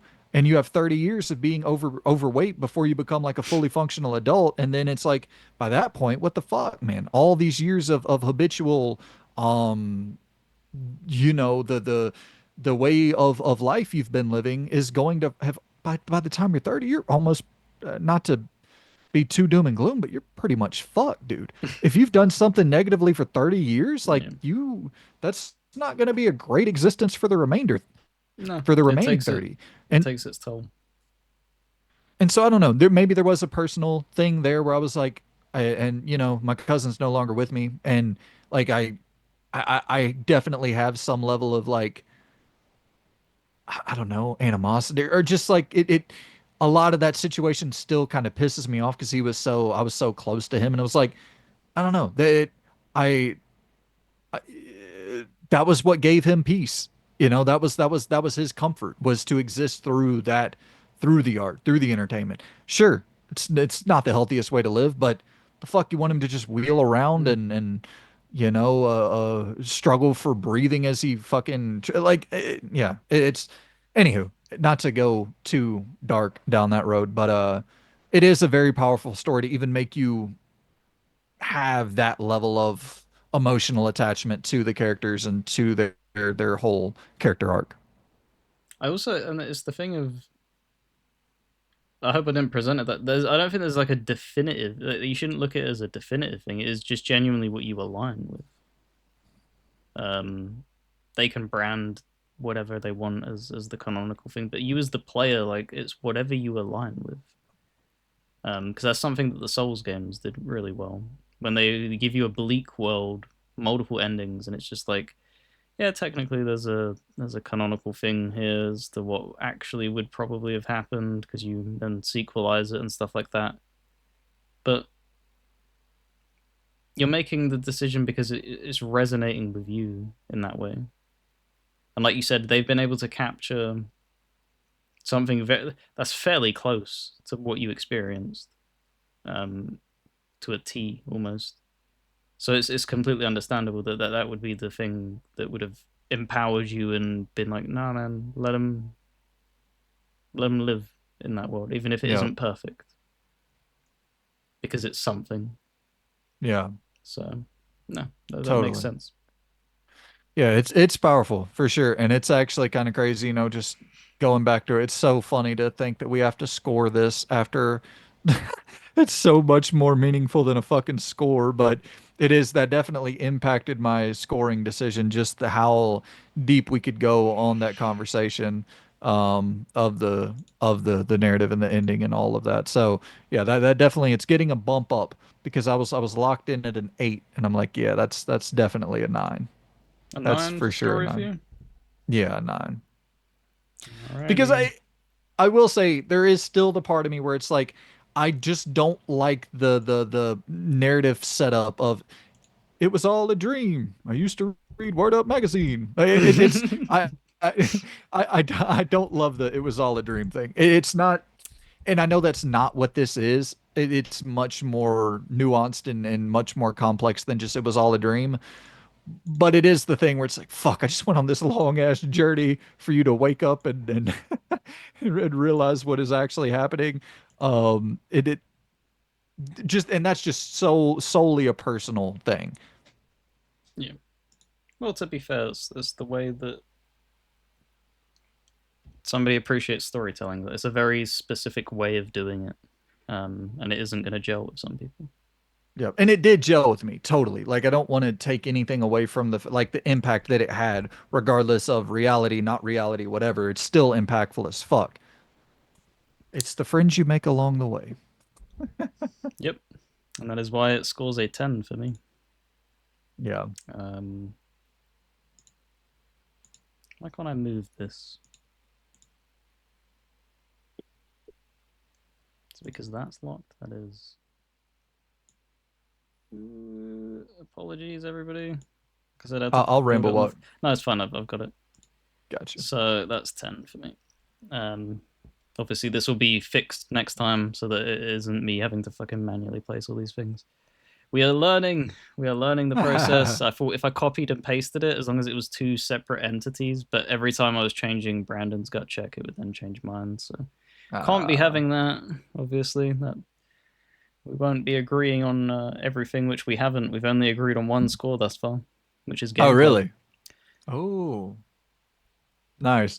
Well, is there anything else you want to hit on with the story, or we can quickly rapid fire run through the tech and No, I art? think that's enough for the story. I think it's going to be an all timer overall. I think it's one of the things, like I said, which I alluded to with it's a very particular way of telling a story with the whole, it's all a dream kind of thing in that kind of realm, which won't hit with some people, but I don't know. Even when they do that, for me, there's been such immersion gathered by that point. It doesn't bother me if they pull that card as long as it's performed well. And I feel like Yeah, that's why I've given it the 10. I think they nailed it perfectly for me. totally. Well, dude, we can quick rapid fire run through Tekken art. I mean, there is a lot to talk about within the realms of Tekken art. I think the world building is immaculate. So many of the environments in this game just look like the backdrop of a painting. Like Mm-hmm. legitimately just look like, well, I guess there's probably a Oh, good reason for that. When you're seeing worlds that absolutely make no sense and you're in fucking Bikini Bottom at one point and then you're in the you're stumbling across the forestry that's all pinks and yellows and beautiful. Just the color variation is absolutely fucking stunning, dude. The overworlds are designed so well. Um, just fantastic lighting. You're seeing like the light bounce off the water and just I'm not saying listen, it's not a visual powerhouse on the level of a fucking Last of Us 2 or a Red Dead Redemption 2, but it's not a 300 $400 million thing either. You know what I mean? It's so perfectly scoped to where they're not trying to do more than they can, and for what they're trying to do, they nail across the board. Other than the lip sync, which we talked about a little bit ago, and that definitely will knock the tech aspect of this back a little bit. But in terms of art direction, it's some of the best art direction of the year, bar none. Like you talked yeah. about earlier, seeing the bodies laying across the fields and the fucking, there's like a gap in the mountain and the sun shoots through the gap of the mountain and it's like the sun just kind of gathering around the dead bodies with the flag held up in the air. And it's just there's some beautiful, beautiful, very vivid dark imagery that is kind of that balance between very, very, very morbid, but also beautiful. Yeah, and it allows them to create such varied environments. Yeah. Um, you usually get because even just as of recently, when I was playing through Tales of Graces, I had like a lot of positive things to say about that. You spend a lot of time in that game in basically woodland based areas. And like that's Mhm. great, that's fine, that's fun, that you're still doing the story, we're still running through the motions and stuff. But to go into this game and the first thing you land at when you meet Lune is like a fractured mountaintop kind of thing, and then you end up going into an like you said, like a coral reef, bikini bottom, I think is what you said. Coral reef setting of like walking that, and then you have like this desert. I don't even know like what you would call it. It's like a coliseum, but it wouldn't be a coliseum, like a theater kind of thing that plays out. Yeah. And then you have the other axon with the faces and stuff, and that preys on emotions and mimicking that, and forging each of them faces if you choose to do them optional paths in a very unique setting as to what would mimic the feeling of that rage. So rage, fire, lava, and stuff like that. Really good. And then Minoko's introduction was cool as shit. Snowy environments always get like a lot more knock up for me because it's my favorite setting, Mm. but just his introduction was so cool. His Yeah. music that kicked in when he was introduced, and just the visual flair of him. Uh, yeah, it's crazy, and they interweave that because we talked about in the combat section. Every single attack has flair, and that would tie into art and stuff. It's all artistically just perfect.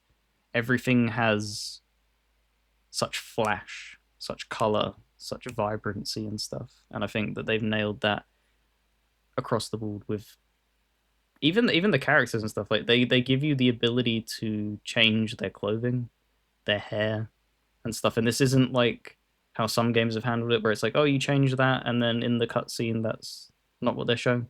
Everything, the weapons Right. that they equip get pulled into the cutscenes, and it's a kind of thing where that should probably be the standard. That shouldn't have been something that they make a massive deal out of. I think it's probably not as difficult to do that now. That should just be what you should be doing, but it should also be praised that they do it. Yeah, Saints Row Um, was doing it back in the day with the Big up Saints Row. 2006. The Um, music is fantastic as that's well. what I was about to get to. Music is absolutely, Yeah. just absolutely fucking fantastic. Builds tension to a degree that is like perfectly, placed depending on which boss you're interacting with or which area you're in. Like it's just so that, and it's not to be dismissive. I don't think the music is as incredible as it is perfectly chosen. Like I don't think it's necessarily something that Mm. I, I mean, that's down like to personal taste because I really, really like the music, but I can understand what you're saying. It is perfectly placed when you're yeah. going through like that final section of the game when you return back to Lumiere and you have things where you're just crossing over, like you're walking through the street and you turn a corner and you just get smacked in the face by this massive ensemble, massive rupture of music, and it's just like this is so perfect. Like even if it's not your genre of music, like you said, it's just perfectly placed everywhere in the game. Is that there's never a moment where you're like, no, that's a bit intrusive or that, oh, that didn't quite fit and stuff like that. And also, one last thing on the music from me, the thing that JRPGs and stuff like this get wrong so much is repetition, overuse of the same music, overuse of the same song. You can have the greatest soundtrack of a song ever, but if you play that constantly for 40 hours, you will at some point learn to resent it because it Hmm. will grate on you and you'll begin to see cracks and like, oh, it's kind of run its course. Is why you always have to have a shift of music. Even if you have a favorite song of all time, you're not going to listen to that every single day for the rest of your life, and only that. You would have other things, and that's what they've mastered Yeah. here. I think the biggest complaint I have for the game from a technical side of things, which I don't even know if you would necessarily conclude this technical. I mean, it's UI related, so I guess it is technical, Ooh, is interesting. the just lack of a mini map. I really and Ah, okay.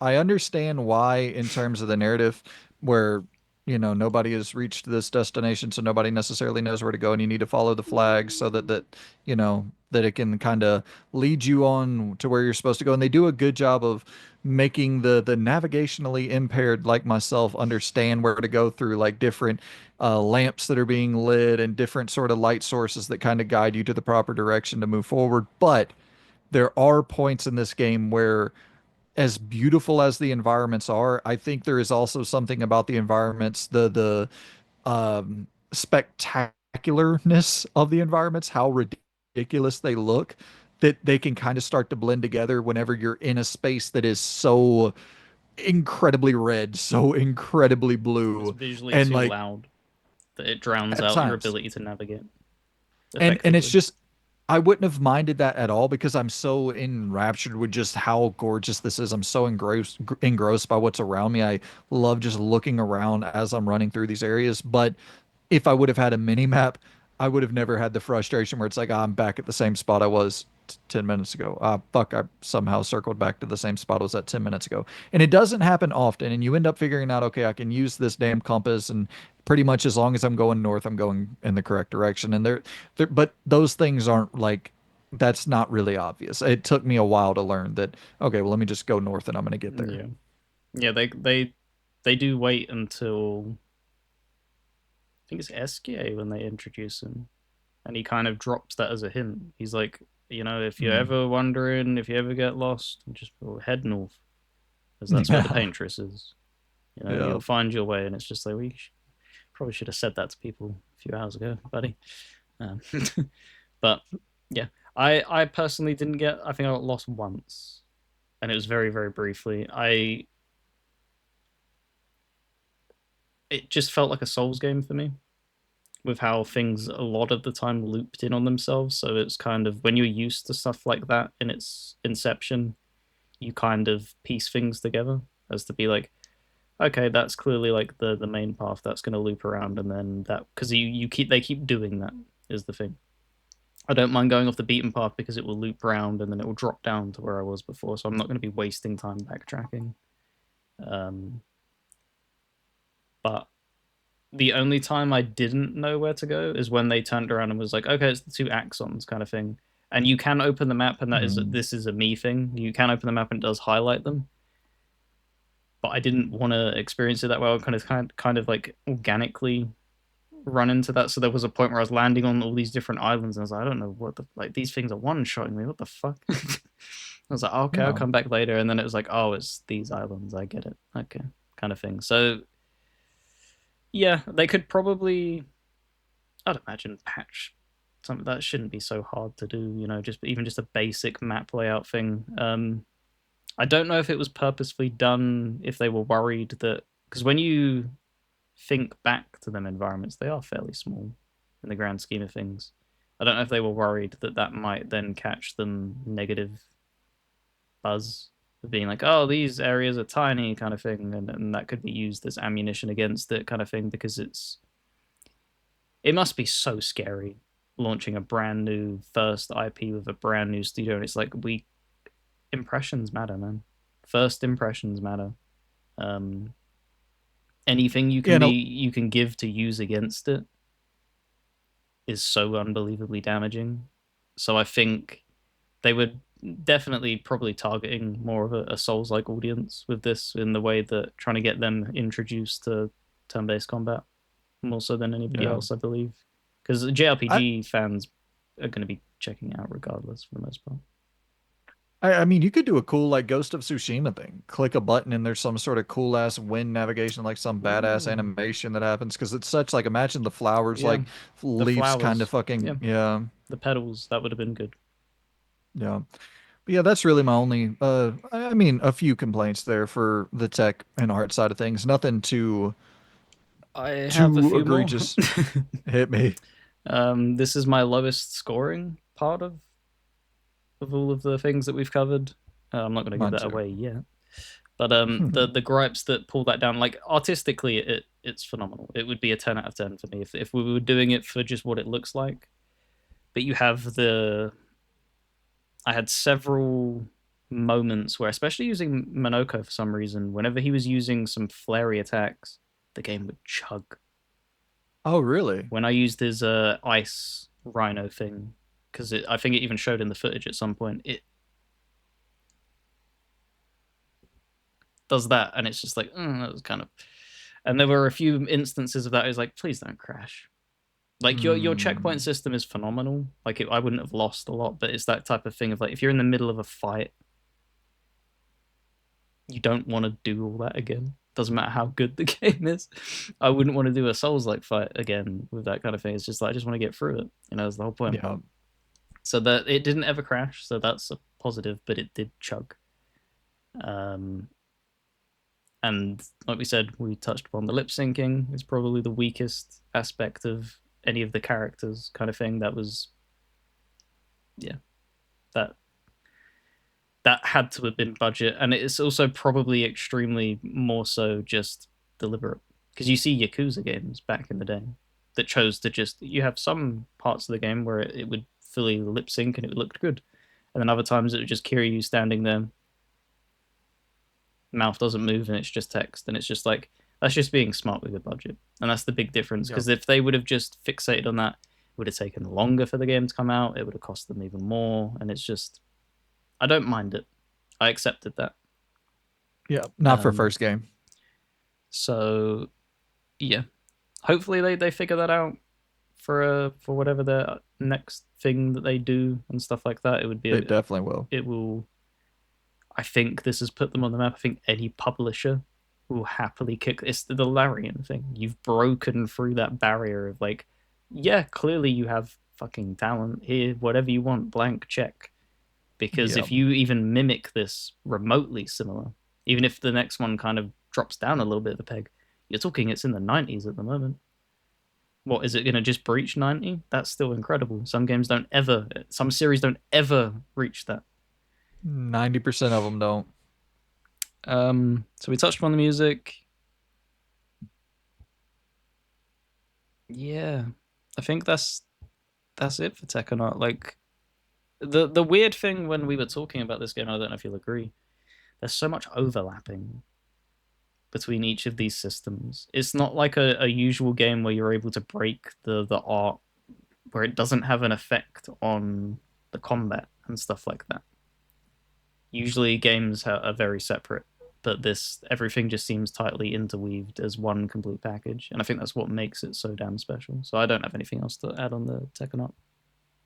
Yeah, absolutely. I agree, man. It is such a cohesive overall from every standpoint, really. And even with the art direction, when we figure out what we know, it's like it is totally cohesive with the overall, like once that plot point is revealed that this is all a painting, and then all of that even makes sense. So even the things that don't make sense make Yep. sense. So yeah, And it it's just immediately clicks with you, and it also, by doing that as well, you kind of accept some of the things that were like, that could have been hard to believe or whatever, or that doesn't make sense. And then when yeah, they turn around and go, ah, that makes sense, and that invests you more into the. At least that did it for me. I was already invested, but it was like, okay, I get what you're getting at here now. That that makes sense. absolutely, man. Well, my friend, my score for tech and art is going to be an 8 out of 10. I didn't have the performance issues much at all that I can remember, but with the lip sync and with some of the navigational issues that I ran into, and the lack of a mini map, or the lack of a waypoint system, or the lack of even a Bethesda style, here's this Hey, thing, red dot, they go that didn't way. give you a map in Starfield to begin with. Yeah, that is true. Yeah, but I think if we were dinging Starfield, I think I would have dinged it a lot more for the tech and the art with the loading screens. I would have probably dropped that to like a 6 or 7. But um, yeah, man, it solid, really, really solid. Great art direction Yep. and solid tech. Just having to move this. That's that, right? Yep. Cool. Right, for me, it's also an 8. Even though I ran into Bingo. them little hitches and stuff, it just shows the what they accomplished artistically. I'm so easily able to just be like, yeah, whatever, man. Like them little hitches, they didn't impact my experience. It's not like if they crashed the game, it probably would have dropped it to a 7, because that crashes I don't like at all. Though those are the things where it's like, if you can just keep it, I would rather a game chug and just keep it together than outright crash, because then you're getting the Hmm. worst of both things, of where it's chugging and then it's just giving up. Like, just keep on keeping on, just get through it, man. So 8 out So of if 10 I'm not for me. mistaken, my scores were nines across the board, right? And then an eight. Yep. Okay, so that totals out to an 8.75 for For my overall your final score. final score. You said And then 8.75? yeah, I'm gonna have to make note next time that we do this. I'm gonna keep track of all your scores. That way I can quickly plop them in here, but you're gonna have to tell me your scores so that I can divide them up. So it is a 10, a Okay. 9, All right. a 10, and then an 8. All right. So that puts you at a 37, divided that by 4, and 9.25. So pretty damn close. 8.75 and 9.25. Like that is very, very fucking close. So sorry, what was that? What was mine? 9 9.25. Alrighty. There we go, I mean, guys. I would be very surprised if we review a game this year that scores higher than a 9.25. Like that is whenever you're having to go through all of these different, individual stats and then divide those stats to come up with your final score, to score anywhere in the nines at all is fucking astonishing. That's a hell of an accomplishment. This isn't just plopping a score down because if I, once again, you go to my gut check, I would have plopped a nine easily. But whenever you're adding everything up, dividing, then it's like, oh shit, it ends up being an 8.75. I wouldn't have I if I like thought through all this shit, I would probably would have I don't want it to be in the eights, but that's the point of this entire reviewing scale is so that it's not just like throw a number out there and let it linger. But an 8.75 and a 9.25, those are going to be scores that are hard to top. That's very fucking high. Yeah, it's the thing of that's why we have the gut check thing to allow us to think with our heart, and then we have to think with our head. Because when you're thinking solely with your heart, you do just. I wouldn't have thought to bring up the stuttering. I wouldn't have thought to bring up you know, the lip syncing. I probably would have brought up the lip syncing because that was so prominent. But like stuff like that, where you just like, oh, just scoot it under the rug. The thing is, though, is if you just brought it up in a general sense without having to score specifically the tech and the art, then it's like, okay, well, that's How meshed much? together with And 150 other yeah, good and things. this is why Yep. we brought forward this thing of like why I wanted if we were going to do a review score, having the gut check there as a totality thing is one thing, but I wanted to also have a separate score where it was like this a reasoning as to how we reached these numbers because that's the thing that I look for. Like I want to know why it is at that end point. And you can see that clearly for me I valued overall everything and it is the truth. This is the thing when you're putting the fire up under your feet and you're asking these questions, the story was the main thing that was keeping me going rather than the gameplay. The gameplay is phenomenal and that's why it's only 1 point lower, but I valued sitting in camp a lot more talking to these people than I did parrying the attacks because it's just something Yep. that I preferred to do. Totally.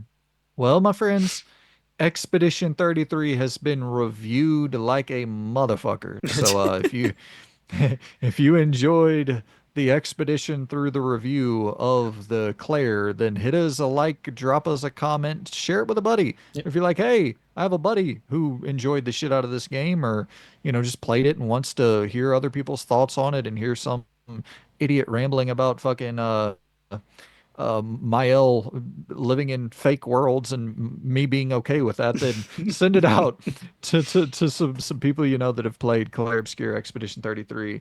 And just yeah, I want to thank the community in general, man. I see all the back end analytics and I can see that our content is being shared to other people and the comments are high, the likes are high. Like everything is y'all are doing everything that you're supposed to.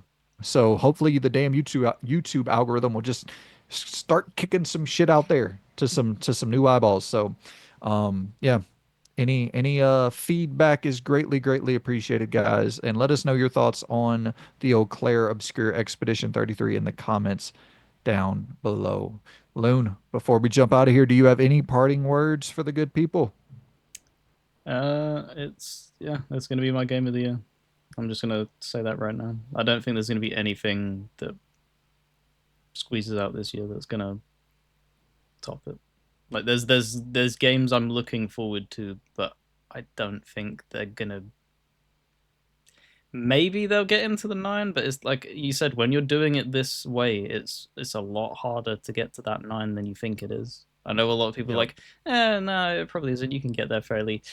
Um, all it takes is 1-7, and that will Yeah. just plummet that score down. So, And eight even. yep, Because all I had nines across the board. It was just 1/8 that dropped. Like, yep, yeah, and it pulls it it's into the not. eights, even though that's primarily nines. It doesn't matter. You don't get into Yeah, the nines with two eights and two nines and 1-8.